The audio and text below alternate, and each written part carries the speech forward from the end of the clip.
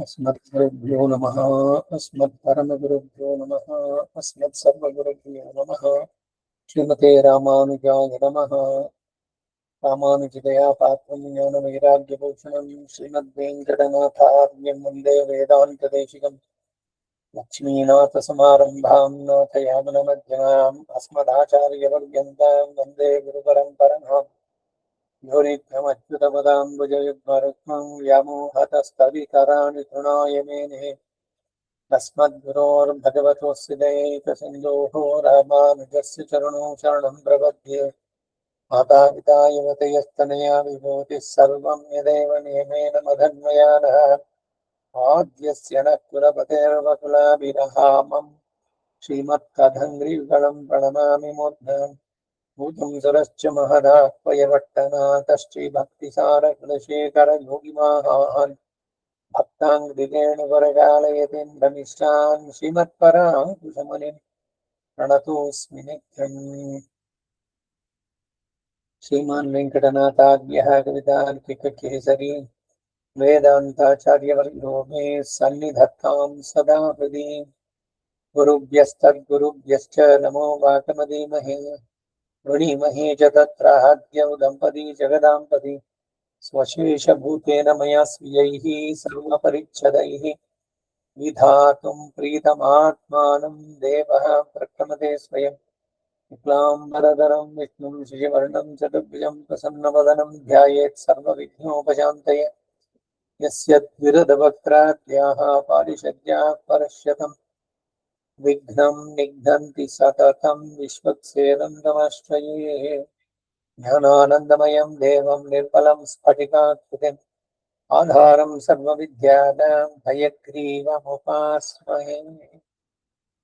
ஷீரொன்னுதோப்புல் திருவேங்கடமுடையான் பாரொன்னு பழமொழியுள் ஓரொன்னுதானே அமையாதோ தாரணியில் ஆழ்வார்க்கு வானேரப்பம் அழகம் வாழ்வு. ಶ್ರೀರಾರ್ತುಪುಲ್ ತಿರುವೆಂಗಡಮುಡೆಯಾನ್ ತಿರುವಡಿಗಳೇ ಶರಣಂ. ವೇದಾಂತ ದೇಶಿಕರು ಸ್ತೋತ್ರಗಳನ್ನು ಬರೆದರು. ದೇಶಿಕ ಸ್ತೋತ್ರಗಳು ಬಹಳ ಪ್ರಸಿದ್ಧವಾದ ಒಟ್ಟು 150ಕ್ಕೂ ಹೆಚ್ಚು ಕೃತಿಗಳು, ಅದರಲ್ಲಿ ಕೆಲವು ಲಭ್ಯವೂ ಇಲ್ಲ.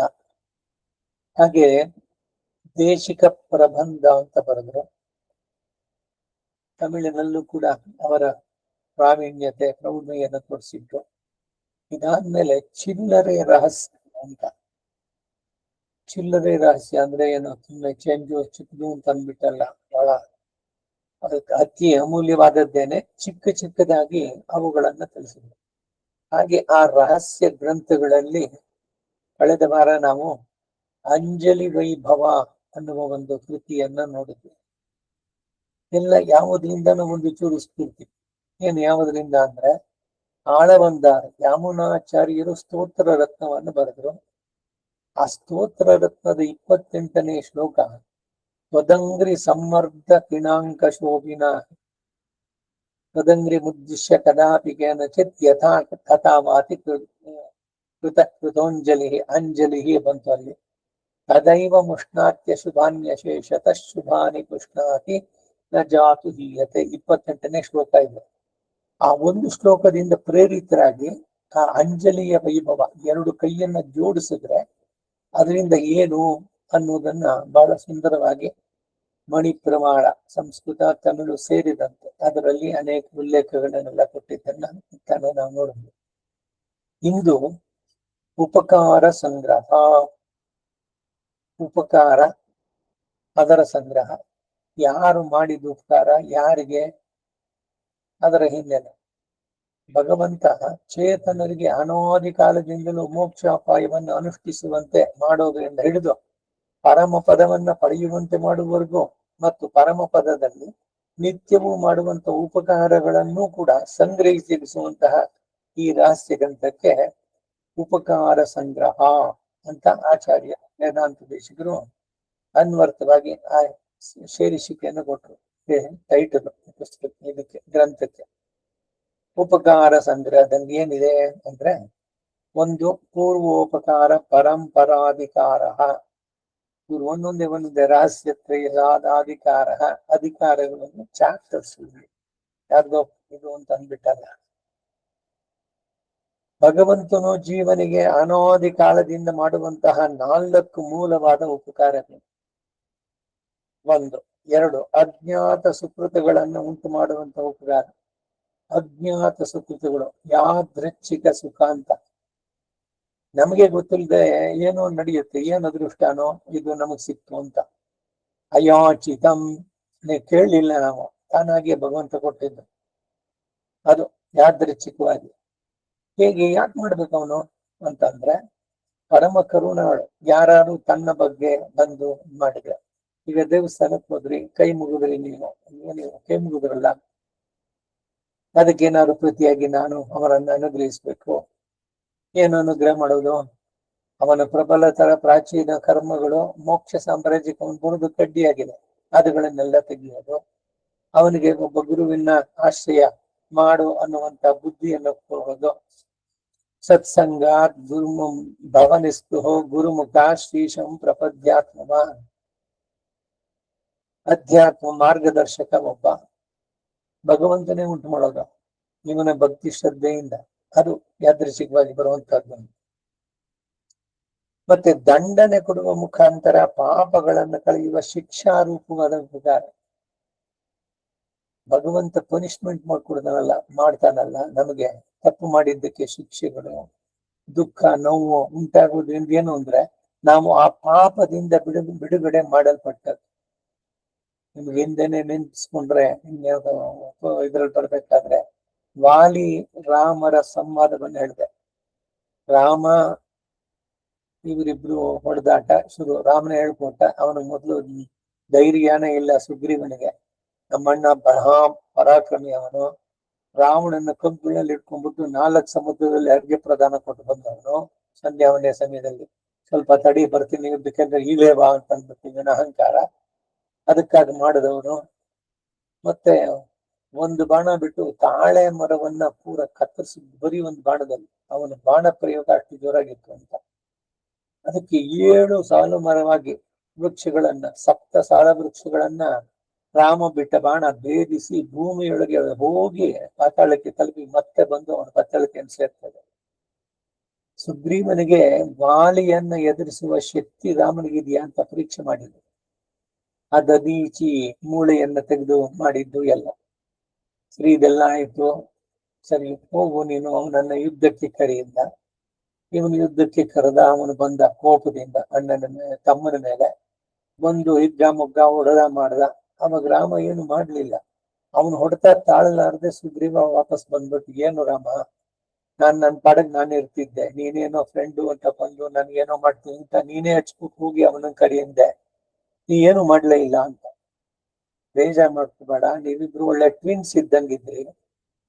ನನಗೆ ನಾನು ಬಿಟ್ಟು ಬಾಣ ವಾಲಿ ಬದಲು ನಿನಗ್ ಬಿದ್ದು ಬಿಟ್ರೆ, ನಾವು ಅಗ್ನಿ ಸಾಕ್ಷಿಯಾಗಿ ಮಿತ್ರರಾಗಿ ನಾವಿಬ್ರು ಇದ್ ಮಾಡ್ಕೊಂಡಿದೀವಿ ಒಪ್ಪಂದವನ್ನ.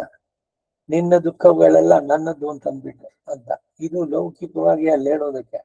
ಆದ್ರೆ ಮುಖ್ಯವಾಗಿ ಸೈದ್ಧಾಂತಿಕವಾಗಿ ನೋಡಿದಾಗ ಸುಗ್ರೀವನಿಗೆ ಆಚಾರ್ಯನ ಕೃಪೆ ಚೆನ್ನಾಗಾಗ್ಬೇಕಾಗಿತ್ತು. ಅದಕ್ಕಾಗಿ ಲಕ್ಷ್ಮಣ ರಾಮನ ಅನುಜ, ಅವನ ಕೃಪೆ ಆಗ್ಬೇಕು ಅಂತ ಹೋಗಿ ಒಂದು ಗಜಪುಷ್ಪದ ಒಂದು ಮಾಲೆಯನ್ನು ತಂದು ಸುಗ್ರೀವನ ಕೊರಳಿಗೆ ಹಾಕುವಂತ ರಾಮನೇ ಹೇಳ್ತಾನೆ. ಆಚಾರ್ಯ ಕೃಪೆ ಸುಗ್ರೀವನ ಉಂಟಾದ್ರೆ ಮುಂದಕ್ಕೆ ಅವನಿಗೆ ರಾಜ್ಯ ಎಲ್ಲವೂ ಸಿಗುತ್ತೆ ಅಂತ. ಅದು ಮಾಡದ ಮೇಲೆ ಬಾಣವನ್ನ ಬಿಟ್ಟ. ಗಾಲಿ ಎಲ್ಲಿಂದ ಬಂತು ಬಾಣೆ ಗೊತ್ತಾಗ್ಲಿಲ್ಲ ಅವನಿಗೆ. ಆದ್ರೆ ತೀವ್ರವಾಗಿ ಎಲ್ಲಿ ನಾಟಿದ್ದು ಬಿದ್ದ ಕೆಳಗೆ. ನೋಡ್ದ ರಾಮ ಬಂದ, ಬಾಣ ಬಿಟ್ಟು ಆಮೇಲೆ ಅವನ ಹತ್ರ, ಓಹೋ ನೀನೇನು ಅಯೋಧ್ಯೆಯ ಬಹಳ ಹೆಸರುವಾಸಿ ಆದವನು, ಲೋಕದಲ್ಲೆಲ್ಲ ಏನು ಬಹಳ ಧರ್ಮಿಷ್ಠ ಇದು ಅಂತೆಲ್ಲ ತಿಳಿಯುತ್ತೆ. ನೀನೇನು ರಾಮ, ನಮ್ಮಿಬ್ಬರ ಕಲಹ ಏನಿದ್ಯೋ ನಮ್ಮಿಬ್ಬರಲ್ಲಿ ನೀನ್ ಯಾರು ಮೂರನೇವನು ನನಗ್ ಒಂದು ಬಾಣವನ್ನ ಬಿಡೋದಕ್ಕೆ? ಅದ್ರಲ್ಲಿ ಹೋಗ್ಲಿ, ಅದನ್ನ ಯುದ್ಧಕ್ಕೆ ಮಾಡ್ತಾ ಇದ್ದೀನಿ ಅಂತ ಬಂದ್ ಮಾಡಿದ್ಯಾ? ಎಲ್ಲೋ ಮರೆಯಿಂದ ಬಾಣವನ್ನ ಬಿಟ್ಟೆ. ಹೀಗೆ ಒಂದೊಂದೇ ಎಲಿಗೇಷನ್ ರಾಮನ ಮೇಲೆ ಬಾಲಿ ಎಲ್ಲ ಮಾಡ್ದ. ನಗುತ್ತಾ ರಾಮ ನಿಂತ ಕೇಳ್ಕೊಂತಾ ಇಲ್ಲ. ಎಲ್ಲ ಹೇಳಿದ್ಮೇಲೆ ಎಲ್ಲ ಪೂರ ಆಯ್ತಾ ನಿಂದು? ಈಗ ಹೇಳ, ನಾನು ನೀನ್ ಕೇಳಿದ್ಕೆಲ್ಲದಕ್ಕೂ ನಾನು ಉತ್ತರ ಹೇಳ್ತೇನೆ ಅಂತ ಅವನು ಹೇಳ್ದ. ನಾನು ಇಕ್ಷ್ವಾಕು ವಂಶದಲ್ಲಿ ಬಂದವನು. ರಾಮ ಹೇಳಿದ್ದು, ಈ ಇಡೀ ಭೂಮಂಡಲ ಇಕ್ಷ್ವಾಕು ರಾಜರಿಗೆ ಸೇರಿದ್ದು. ರಾಜರಾಗಿ ಅವರು ಅದರ ಯೋಗಕ್ಷೇಮ ಎಲ್ಲ ಪ್ರಜೆಗಳದು ಎಲ್ಲದನ್ನು ನೋಡ್ಕೊಳ್ಬೇಕು. ಈಗ ಪ್ರಕೃತ ಸ್ಥಿತಿನಲ್ಲಿ ಭರತ ನಾಡಿಗೆ ರಾಜನಾಗಿದ್ದಾರೆ. ಅವನ ಪ್ರತಿನಿಧಿಯಾಗಿ ನಾನು ಕಾಡಿನಲ್ಲಿದ್ದೇನೆ. ಕಾಡಿನಲ್ಲೋ ನಾಡಿನಲ್ಲೋ ಎಲ್ಲೇ ಅನ್ಯಾಯ ಅಕೃತ್ಯ ನಡೆದರೆ ರಾಜನಾದವನು ಶಿಕ್ಷೆಯನ್ನ ನೀಡಬೇಕು. ಹಾಗೆ ನಾನು ನಿನಗೆ ಪನಿಷ್ಮೆಂಟ್ ಕೊಟ್ಟಿದ್ದೇನೆ. ನಾನು ಏನು ನನ್ನ ಪನಿಷ್ಮೆಂಟು ಅಂತಂದಿದ್ದಕ್ಕೆ, ನೀನು ತಮ್ಮ ಅಣ್ಣಂದ್ರು ಜಗಳ ಆಡಿದ್ರಿ, ಅವನು ಹೇಳ್ದ, ನೀನ್ ಕೇಳಲಿಲ್ಲ, ನಿನ್ನ ಕೋಪ ಇದರಲ್ಲಿ, ನೀನೇ ಬಾ, ನಾನ್ ನಿನ್ನ ರಾಜ್ಯ ಇದನ್ನ ಕುರ್ಚಿ ಹೇಳ್ಕೋಬೇಕು ಅನ್ನೋ ಉದ್ದೇಶದಿಂದ ನಾ ಬರ್ಲಿಲ್ಲ, ರಾಜ ಪದವಿ ಬೇಕು ಅಂತಂದ್ರು ಕೂಡ ನೀನು ಅವನನ್ನ ಕ್ಷಮಿಸ್ಲಿಲ್ಲ. ಆಯ್ತು, ನೀವಿಬ್ರು ಹೊಡೆದಾಡಿದ್ರು. ತಮ್ಮನ ಪತ್ನಿಯನ್ನ ನೀನ್ ಹೇಗೆ ಇಟ್ಕೊಂಡೆ? ಅವಳು ನಿನಗೆ ಮಗಳಂತೆ ಸೊಸೆಯಂತೆ ನೋಡ್ಬೇಕಾದವಳು ತಮ್ಮನ ಪತ್ನಿಯನ್ನ. ಅವಳನ್ನ ಪರದಾರ ಪರಿಗ್ರಹ ಅಂತಿದ್ಯಲ್ಲ, ಇದಕ್ಕೆ ಸ್ಮೃತಿಗಳಲ್ಲಿ ಹೇಳೋದೇನು ಅಂದ್ರೆ ತಲೆದಂಡ. ಈಗ ನಾನು ಮಾಡಿದ್ದ ಅದೇನೇ ಮರಣದಂಡನೆ. ರಾಮ ಹೀಗೆ ಎಲ್ಲವನ್ನೂ ವಿವರಿಸಿ ತಿಳಿಸಿದಾಗ ಎಲ್ಲವನ್ನೂ ಕೇಳಿದ ಮೇಲೆ ಅವನು ಹೇಳ್ದ, ನೋಡು, ನೀನು ಆ ದೊಡ್ಡ ಪಾಪದಿಂದ ಅದ್ರ ಮಾಡಿದ್ದೆ ನೀನು, ಏನೋ ಪರದಾರ ಪರಿಗ್ರಹ, ಅದಕ್ಕೆ ನಿನಗೆ ಈ ಶಿಕ್ಷೆಯನ್ನು ಕೊಟ್ಟು ಆ ಪಾಪದಿಂದ ನಿನ್ನನ್ನು ಬಿಡುಗಡೆ ಮಾಡಿದ್ದೇನೆ ಅಂತ ರಾಮ. ವಾಲಿ ರಾಮ ಎಲ್ಲ ಹೇಳಿದ್ದನ್ನೆಲ್ಲ ಕೇಳಿದ ಮೇಲೆ ಒಪ್ಕೊಳ್ತಾನೆ, ನೀ ಮಾಡಿದ್ದು ಸರಿ ಅಂತ ಹೇಳಿ. ಆಗ್ಲೂ ಹೇಳ್ತಾನೆ ರಾಮ, ಇನ್ನು ಬದುಕು ಆಸೆ ಇದೆಯಾ, ಬಾಣ ತೆಗಿಲ್ಲ ಅಂತ. ಬೇಡ, ನಿನ್ ಕೈಯಿಂದನೇ ನನ್ನ ಸಾವು ಬರ್ಲಿ ಅಂತ ಹೇಳಿ ಸುಗ್ರೀವನಿಗೆ ಕರೆದು ಅವನಲ್ಲಿ ಕ್ಷಮಾಪಣೆಯನ್ನ ಕೇಳಿ, ನನ್ನ ಮಗ ಇದ್ದಾನೆ, ನನಗೆ ತುಂಬಾ ಆತ್ಮೀಯನಾದವನು ಅಂಗದ, ಅವನನ್ನ ನಿನ್ನ ಮಗನಂತೆ ಕಾಪಾಡು, ಮುಂದೆ ಅವನನ್ನೇ ಯುವರಾಜನನ್ನಾಗಿ ಮಾಡು ಅಂತ ಎಲ್ಲ ವಾಲಿ ಹೇಳೋದು. ಈ ಘಟನೆಯೆಲ್ಲ ಹೇಳಿದ ಉದ್ದೇಶ ಏನಂದ್ರೆ, ನಾವು ಮಾಡಿದ ಪಾಪಗಳನ್ನ ಕಳೆಯುವುದಕ್ಕಾಗಿ ಶಿಕ್ಷಾರೂಪವಾಗಿ ದಂಡೆಯನ್ನ ಕೊಡ್ತಾನೆ. ಇದನ್ನ ನಾವು ಚೆನ್ನಾಗಿ ತಿಳಿದ್ರೆ ನಮ್ಮ ಜೀವನದಲ್ಲಿ ಕಷ್ಟಗಳು, ಕ್ಲೇಶಗಳು, ರೋಗವೋ, ದುಃಖವೋ, ತೇಜೋ ಹಾನಿಯೋ, ಮಾನ ಹಾನಿಯೋ, ಆಸ್ತಿ ಹಾನಿಯೋ ಯಾವ್ದು ಉಂಟಾಯ್ತು ಅಂತಂದ್ರೆ, ಏನೋ ಒಂದು ಕರ್ಮ ಮಾಡಿದ್ವಿ ನಾವು, ಆ ಕರ್ಮದ ಫಲ ಇದು ಬರ್ತಾ ಇದೆ, ಅದನ್ನ ಪರಿಹಾರ ಮಾಡುವಂತ ಉಪಕಾರ ಭಗವಂತನಿಂದ ಆಗಿದ್ದು. ಅದು ಮೂರನೇದು. ನಾಲ್ಕನೇದು, ಮೋಕ್ಷ ಉಪಾಯದಲ್ಲಿ ತೊಡಗುವವರೆಗೂ ಮಾಡುವಂತ ಉಪಕಾರಗಳು. ಮೋಕ್ಷಕ್ಕೆ ಎಲ್ರೂ ಬರ್ಲಿ, ಹುಟ್ಟು ಸಾವಿನ ಚಕ್ರದಿಂದ ಬಿಡಿಸ್ಕೊಳ್ಳಿ ಅಂತ. ಅದಕ್ಕಾಗಿ ಇವನೇನಾದ್ರು ಒಂದು ಒಳ್ಳೆ ಕೆಲಸ ಮಾಡಿದ್ರೆ ಅದರ ರಿವಾರ್ಡ್ ಏನು ಅಂದ್ರೆ, ಇವನು ಮೋಕ್ಷಕ್ಕೆ ಅಡ್ಡಿಯಾಗಿರುವ ಪಾಪಗಳನ್ನೆಲ್ಲ ತೆಗೆದು ಅವನಿಗೆ ಅದರಲ್ಲಿ ಮನಸ್ಸು ಬರುವಂತೆ ಮಾಡಿ, ಅದಕ್ಕೆ ಯಾರನ್ನ ಹೋಗಿ ನೋಡ್ಬೇಕು, ಅಪ್ರೋಚ್ ಮಾಡಿ ಆಚಾರ್ಯರಲ್ಲಿ ಹೋಗಿ ಸಮಾಶ್ರಯಣ ಮಾಡಿಸ್ಕೊಳ್ಳಿ, ಪ್ರಪತ್ತಿ ಮಾಡಿಸ್ಕೊಳ್ಳಿ ಅಂತ ಯಾರು ಹಿತೈಷಿಗಳು, ಇವರು ಮಾರ್ಗದರ್ಶಕರು, ಅವ್ರು ಹೇಳಿದ್ದನ್ನ ಕೇಳಿ, ಇಲ್ಲ ನಾನು ನಿಧಾನ ಮಾಡೋದು ಬೇಡ, ಮುಂದಿನ ಸಲ ಆಂಡವನ್ನು ಪರ್ಕಾಲ್ ಮಠದ ಸ್ವಾಮಿಗಳು ಬಂದಾಗ ನೋಡೋಣ ಅಂತ ಬಿಡದೆ ಅವರಿರೋ ಜಾಗಕ್ಕೆ ಹೋಗಿ ಮಾಡಿಸ್ಕೊಂಡು ಬರುವಂತ ತ್ವರೆ, ಅರ್ಜೆನ್ಸಿ ಮಾಡಿಸ್ಕೊಂಡು ಬಂದ್ರು. ನಮ್ಮಲ್ಲಿ ಕೆಲವರು ಇಲ್ಲೇ ಕಾಲಕ್ಷೇಪಕ್ಕೆ ಬಂದವರಲ್ಲಿ ಹೇಳಿದ ತಕ್ಷಣ ನಾನು ಹೋಗ್ತೀನಿ ಅಂತ ಹೇಳಿದ್ರು, ಅಲ್ಲಿಗೆ ಶ್ರೀಕಾರ್ಯಮ್ಮ ಅವ್ರಿಗೆ ಫೋನ್ ಮಾಡ್ಬಿಟ್ಟು, ಶ್ರೀರಂಗಕ್ಕೆ ನಾ ಬರ್ತಾ ಇದ್ದೀನಿ, ಸ್ವಾಮಿಗಳ ಹತ್ರ ಇದಾಗ್ಬೇಕು ಅಂತ ಬನ್ನಿ ಅಂತಂದ್ರೆ, ಇವ್ರು ಹೋದಾಗ ಇವ್ರನ್ನ ವಿಚಾರಿಸಿ ಅವರು ಪತಿಯಲ್ಲಿ ಅಂದ್ರು, ಅವ್ರಿಗೆ ಆರೋಗ್ಯ ಸರಿ ಇಲ್ಲ, ಅದಕ್ಕೆ ಬರ್ಲಿಲ್ಲ ಅಂತ. ಪತಿಗೂ ಸೇರಿಸಿ ಪ್ರಪತ್ತಿಯನ್ನೇ ಮಾಡಿದ್ರು. ಇವ್ರು ಹೋಗಿದ್ ಸಮಾಶ್ರಯಣಕ್ಕೆ ಪ್ರಪತ್ತಿ ಎರಡೂ ಹೋಯ್ತು.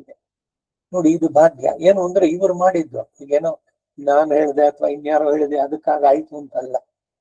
ಅವರು ಪ್ರಾರ್ಥನೆ ಭಗವಂತನಲ್ಲಿ ಮಾಡಿದ್ದಕ್ಕೆ ಮಾರ್ಗದರ್ಶನ ಅನ್ನೋದನ್ನ ಯಾರೋ ಒಬ್ರು ಇನ್ಸ್ಟ್ರೂಮೆಂಟ್ ಮಾಡಿ ನಾನು ಅದ್ರಲ್ಲಿ ಹೇಳಿ ಇದ್ ಮಾಡಿದ್ದಕ್ಕೆ, ಬಟ್ ಹೋಗಿ ಅದನ್ನ ಮಾಡಿಸ್ಕೊಂಡು ಬಂದು ಆಯ್ತು ನನಗೆ ಪ್ರಪತ್ತಿ ಹೇಳಿದೆ. I am the happiest person. ಒಂದು ಚೇತನ ಭಗವಂತನ ಹತ್ರ ಹೋಗೋದಕ್ಕೆ ಅವಕಾಶ ಆಯ್ತಲ್ಲ, ಅದಕ್ಕೊಂದು ನಾನು ಒಂದು ಇನ್ಸ್ಟ್ರೂಮೆಂಟ್ ಆದೆ ಮಧ್ಯದಲ್ಲಿ ಅಂತ. ಹೀಗೆ ಯಾರೋ ಮೂಲಕ ಏನೋ ಹೇಳಿ ಆ ತ್ವರೆಯನ್ನು ಉಂಟು ಮಾಡಿ, ಇಲ್ಲ ಇದು ನಿಧಾನ ಆಗ್ಬಾರದು ಅಂತ ಹೇಳಿ ಮಾಡುವಂತದ್ದು. ಇದನ್ನೆಲ್ಲ ಮಾಡ್ಸೋನು ಯಾರು? ನಾನು ಹೇಳಿದ್ರಿಂದ ಅವ್ರು ಮಾಡಿಸ್ಕೊಂಡ್ ಬಂದು ಅಂತ ಹೇಳಿದ್ರೆ ನನ್ನಂತ ಮೂರ್ಖ ಇನ್ನೊಬ್ಬ ಇಲ್ಲ. ನಾ ಬರೀ ಒಂದು ನಿಮಿತ್ತವಾದ ಅಷ್ಟೇ. ಅವರ ಪುಣ್ಯ, ಅವರು ನಡೆಸಿದಂತ ಸತ್ಕಾರ್ಯಗಳು, ಅದು ಅವರನ್ನ ಈ ರೀತಿನಲ್ಲಿ ಹೀಗೆ ಎಲ್ಲವನ್ನೂ ಅವನೇ ಮಾಡ್ತಾನೆ. ಈಗ ಪ್ರಾತರನುಸಂಧೇಯ ಆ ಸಂಕ್ಷಿಪ್ತ ಪರಮಾರ್ಥ ಸ್ತುತಿ ಅದರಲ್ಲಿ ಸತ್ಸಂಗಾತ್ ಭವನಿಸ್ಪೃಹೋ ಗುರುಮುಖ ಶ್ರೀಶಂ ಪ್ರಪದ್ಯಾತ್ಮವಾನೆ ಫಸ್ಟ್ ಏನು ಮೊದಲು ಸತ್ಸಂಗ ಒಳ್ಳೆಯವರ ಒಡನಾಟ, ಅದರಿಂದ ಗುರುಮುಖದಿಂದ ಶ್ರೀಶ ಪ್ರಪದ್ಯಾತ್ಮಾನ್ ಭಗವಂತನಲ್ಲಿ ಪ್ರಪತ್ತಿಯನ್ನು ಮಾಡ್ತಾನೆ. ಪರನ್ಯಾಸ ಮಾಡಿಕೊಂಡು ಪ್ರಾರಬ್ಧಂ ಪರಿಭುಜ್ಯ ಅವನ ಪ್ರಾರಬ್ಧ ಕರ್ಮಗಳನ್ನು ಇಲ್ಲಿ ಅನುಭವಿಸಿ, ಆ ಪ್ರಾರಬ್ಧ ಕರ್ಮವೂ ಕೂಡ ಅತ್ಯಂತ ಅಸಹನೀಯವಾಗಿದ್ರೆ ಅದನ್ನೆಲ್ಲ ಮೊಟಕುಗೊಳಿಸಿ ಭಗವಂತ ಎಲ್ಲ ಪಾಪಗಳಿಂದ ಬಿಡಿಸಿ ಅವನು ಕರ್ಕೊಳ್ತಾನೆ. ಇದು ಉಪಕಾರಗಳು ಭಗವಂತ ಮಾಡುವಂತದ್ದು. ಇದಕ್ಕೆ ಹೆಸರು ಉಪಕಾರ ಸಂಗ್ರಹ ಅಂತ. ಈ 4 ವಿಷಯಗಳು ಮೊದಲಿಂದ ಪೂರ್ವೋಪಕಾರ ಪರಂಪರಾಧಿಕಾರ, ಎರಡನೇದು ಸಾಧನಾಧಿಕಾರ, ಸಾಧ್ಯೋಪಾಯವನ್ನು ಅನುಷ್ಠಿಸಲು ಸಂಬಂಧಪಟ್ಟಂತ 5 ಉಪಕಾರಗಳು. ಸಾಧ್ಯ, ಸಾಧಕ, ಸಾಧನ ಇದೆಲ್ಲ ಅರ್ಥವಾಗುತ್ತಲ್ವ ನಮಗೆ. ಸಾಧ್ಯೋಪಾಯ ಅಂದ್ರೇನು? ಯಾವುದನ್ನ ನಾವು ಪಡಿಬೇಕಾದ್ದು ಪ್ರಾಪ್ತಿ, ಭಗವಂತ ಅವನನ್ನ ಪಡೆಯುವುದಕ್ಕೆ ನಾವು ಅನುಷ್ಠಿಸಬೇಕಾದಂತಹ 5 ಉಪಕಾರಗಳು. ಅದಕ್ಕೆ ಮಾರ್ಗದರ್ಶನಕ್ಕೂ ಅವನೇ ಆಗ್ಬಿಡುತ್ತಾನೆ. ಇನ್ಸ್ಟ್ರೂಮೆಂಟಲ್ ಅವನೇನೆ, ಇಲ್ಲ ಯಾರ ಮುಖಾಂತರನೋ ಒಂದು ಇದನ್ನು ಹೇಳಿ ಕಳಿಸಿ ಆ ರೀತಿಯಲ್ಲಿ. ಹೀಗೆ ಈಗ ಇವ್ರದೇನೆ ವೇದಾಂತ ದೇಶಿಕರದೇನೆ ಶೇರಾದ ಪಯನೆಲ್ಲಾಂ ಶೇರು ಕುಂಕು ಇಲ್ ಅಂತ ಬರುತ್ತೆ. ಆರಾದ ಅಮಳದ ಇದರಲ್ಲಿ ಹಸ್ತಿಗಿರಿ ಮಹಾತ್ಮ ಸೇರದೇ ಇರುವಂತಹ ಭಕ್ತರನ್ನು ಸೇರಿಸಿಕೊಳ್ಳುವಂತಹ ಹಿರಿಮೆ ಅಂತ. ಇದು ಕೂಡ ಇನ್ಯಾವುದೋ ಹಿಂದೆ ಉಪನ್ಯಾಸದಲ್ಲಿ ಒಂದ್ಸಲಿದೆ. ಇದೇ ಉದಾಹರಣೆ ಸೇಮ್ ಅಲ್ಲಿ ಹೇಳಿದ್ದನ್ನೇ ಹೇಳಿದೆ. ಯಾರೋ ಹೋಗಿ ಇಸ್ಕಾನ್ಗೆ ಹೋಗ್ಬಿಟ್ಟು ಬಂದ, ಕೃಷ್ಣ ಭಕ್ತ ಎಲ್ಲ ಆಯ್ತು. ಅವನ ಮಿತ್ರ ಇವನು ಬಾರೋ ಚೆನ್ನಾಗಿ, ಅಯ್ಯೋ I don't believe all that, ISKCON ಎಲ್ಲ ಬೇಡ. ಫ್ರೆಂಡ್ ಬಿಡ್ಲಿಲ್ಲ. ಅವನು ಹೇಳ್ದ ಸರಿ ಬೇಡ ನೀನು ದೇವರದು ಅಂತ. ಅವ್ನ ಹಿಂದಿನಲ್ಲಿ ಒಂದು ಸಾತ್ವಿಕ್ ಅಂತ ಒಂದು ಹೋಟೆಲ್ಲು ಅಥವಾ ಇದೋ ಇದೆ, ಅಲ್ಲಿ ಬುಜ್ಜಿ ಮಾಡ್ತಾರೆ ಸಾಯಂಕಾಲ ಬಿಸಿ ಬಿಸಿಯಾಗಿ, ತುಂಬಾ ರುಚಿಯಾಗಿರುತ್ತೆ. ಇದನ್ನು ತಿನ್ನೋಕಾರು ಬಾ ನೀನು ಅಂತ. ಸರಿ ಇವನ್ ಹೇಳದ್ನಲ್ಲ ಆ ಬಜ್ಜಿ ರುಚಿ, ಹೊಂಡನೋ ಬಜ್ಜಿನೋ ಇದಿರ್ಬೇಕು ಅಂತ. ಸರಿ ಇಬ್ರು ಹೋದ್ರೇನು ಸೀದಾ ಅಲ್ಲಿಗೆ ಎಂಟ್ರೆನ್ಸ್ ಇಲ್ಲ, ಇವರು ಈ ಮುಖಾಂತರನೇ ಹೋಗ್ಬೇಕು. ಆ ಕ್ಯೂನಲ್ಲಿ ಹೋಗಿ ದೇವ್ರ ಮುಂದೆಯಿಂದ ಹೋಗಿ ಆಮೇಲೆ ಹೋಗಿ ಬಜ್ಜಿಯನ್ನ ತಿಂದು ಬಂದಿದ್ದು. ಇವನಿಗೆ ಇದು ಅದು ಬೇಡ ಇವೆಲ್ಲ, ಇವನೇನು ನಂಬಲ್ಲ, ಹಂಗೆ ಹಿಂಗೆ ಅಂತಿದ್ದು. ಅವನು ಹೋದ, ಅಲ್ಲಿ ನೋಡ್ದ, ಆಮೇಲೆ ಹೋಗಿ ಬೋಂಡನೋ ಬಜ್ಜಿನೋ ತಿಂದ್ರು ಬಂದ್ರು. ಆಮೇಲೆ ಅವನು ಇನ್ನೊಂದ್ಸಲಿ ಹೋಗ್ತೀನಿ ಇಂದಾಗ ಇವನು ಜೊತೆ ನಾನು ಬರ್ತೀನಿ ಅಂತ ಹೋದ. ಅಲ್ಲಿ ಹೋಗೋದೇ ಇಲ್ಲ ನಾನು ದೇವಸ್ಥಾನಕ್ಕೆ ಅನ್ನೋಂತ ಅವನ ಮನಸ್ಸನ್ನ ಯಾವ ರೀತಿನಲ್ಲಿ ತಿರುಗಿಸಿದ್ರು. ಈ ರೀತಿನಲ್ಲಿ ಭಗವಂತ ಏನೋ ಒಂದು ವ್ಯಾಜ, ಯಾರನ್ನೋ ಅಲ್ಲಿ ಇವರಿಗೆ ಮಾರ್ಗದರ್ಶನ ಅದನ್ನು ಕೊಟ್ಟು ಭಗವಂತನ ಹತ್ರಕ್ಕೆ ಬರುವಂತೆ ಮಾಡುವಂತದ್ದು. ಭಕ್ತಿಯನ್ನು ಮತ್ತು ಪ್ರಪತ್ತಿಯನ್ನು ಮಾಡುವವನಿಗೆ ಇಲ್ಲಿರುವವರೆಗೂ ಮಾಡುವಂತ ಉಪಕಾರಗಳು. ಈಗ ತಾನೇ ಭಗವದ್ಗೀತೆಯಲ್ಲಿ 12ನೇ ಅಧ್ಯಾಯದಲ್ಲಿ ನೋಡಿದ್ವಿ, ಭಕ್ತಾಸ್ತೆ ಅತೀವ ಪ್ರಿಯ, ನನಗೆ ತುಂಬಾ ಅತ್ಯಂತ ಪ್ರಿಯರಾದ ಭಕ್ತರು ಯಾರು ಅನ್ನೋದನ್ನ ಕಡೆಯಲ್ಲಿ 13ನೇ ಶ್ಲೋಕದಿಂದ 20ನೇ ಶ್ಲೋಕ ತನಕ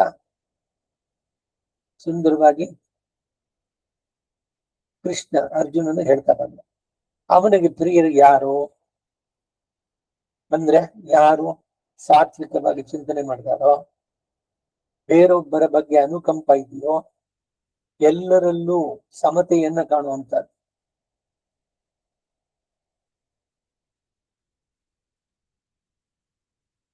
ತನ್ನ ಕೈಲಿ ಸಾಧ್ಯವಾದಷ್ಟು ಸಹಾಯವನ್ನ ಬೇರೆಯವರಿಗೆ ಮಾಡುವಂತದ್ದು. ಇಂತಹ ಮನೋಬಲಾಶೆ ಇಟ್ಕೊಂಡಿರೋರು ಅಂತವರು ಭಗವಂತನಿಗೆ ತುಂಬ ಪ್ರಿಯರಾಗ್ತಾರೆ. ಅವರ ಕರ್ಮಗಳನ್ನೆಲ್ಲ ಕಳೆದು ಅವರನ್ನ ಭಗವದ್ ಭಕ್ತಿಯಲ್ಲಿ ಮುಂದುವರಿಯೋದಕ್ಕೆ, ಆಮೇಲೆ ಭಕ್ತಿಯ ಪರ ಅಷ್ಟೇ ಅದು ಪರಮ ಭಕ್ತಿ, ಅದೇನೇ ಪ್ರಪತ್ತಿ, ಅದನ್ನು ಇವ್ರು ಮಾಡುವ ಹಾಗೆ ಅವನು ಪ್ರಚೋದಿಸ್ತಾನೆ. ಈ ರೀತಿಯೇ ಇಲ್ಲಿದ್ದಾಗ್ಲೂ ಕೂಡ ಏನು ಅಡ್ಡಿಯಾಗಿದೆಯೋ ಭಗವಂತನ ಅಥವಾ ಭಕ್ತಿ ಅವ್ರದ್ದು ವರ್ಧಿಸುವ ಹಾಗೆ,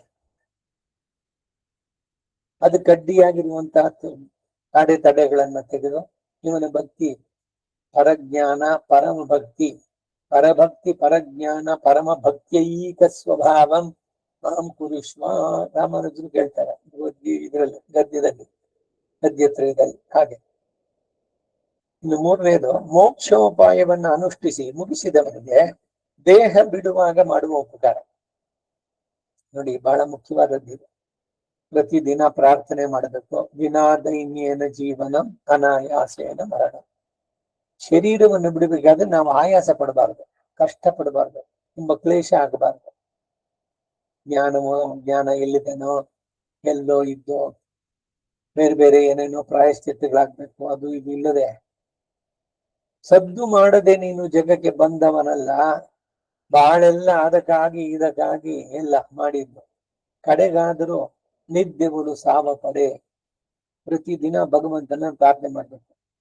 ನಮ್ಮ ಕಡೆಯ ಉಸಿರು ಇರುವ ತನಕನೂ ಕೂಡ ನಾವು ಇನ್ನೊಬ್ಬರಲ್ಲಿ ಹೋಗಿ ನನ್ ಸ್ವಲ್ಪ ದುಡ್ಡು ಕೊಡ್ತೀರಾ, ಏನು ತಿಂದೇ ಇಲ್ಲ ನಾನು, ನಂಗೆ ಒಂದಷ್ಟು ಹಣ ಬೇಕು ಅಂತ ಅವರಿವರನ್ನ ಬೇಡಿ ತಿನ್ನುವಂತ ಸ್ಥಿತಿ ಬರಬಾರದು.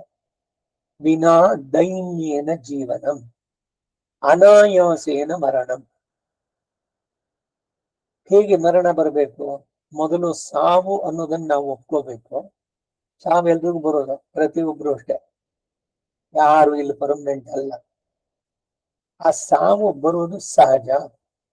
ಜಾತಸ್ಯ ಹಿ ಮರಣಂ ಧ್ರುವಂ ಧ್ರುವಂ ಜನ್ಮ ಮೃತಸ್ಯ ಚ ತಸ್ಮಾದ್ ಅಪರಿಹಾರ್ಯಾತೆ ನತ್ವಂ ಶೋಚಿತು ಮರ್ಹಸಿ. ಅದಕ್ಕಾಗಿ ದುಃಖ ಪಡೋದಿಲ್ಲ ಯಾರುವೆ ಅಂತ. ಯಾಕೆಂದ್ರೆ ಈ ಶರೀರ ಜೀರ್ಣವಾಗಿದೆ, ಎಲ್ಲ ರೋಗಗ್ರಸ್ತವಾಗಿದೆ. ಅದರಲ್ಲಿ ಪ್ರತಿ ಇದು ಇಲ್ಲ, ಏನು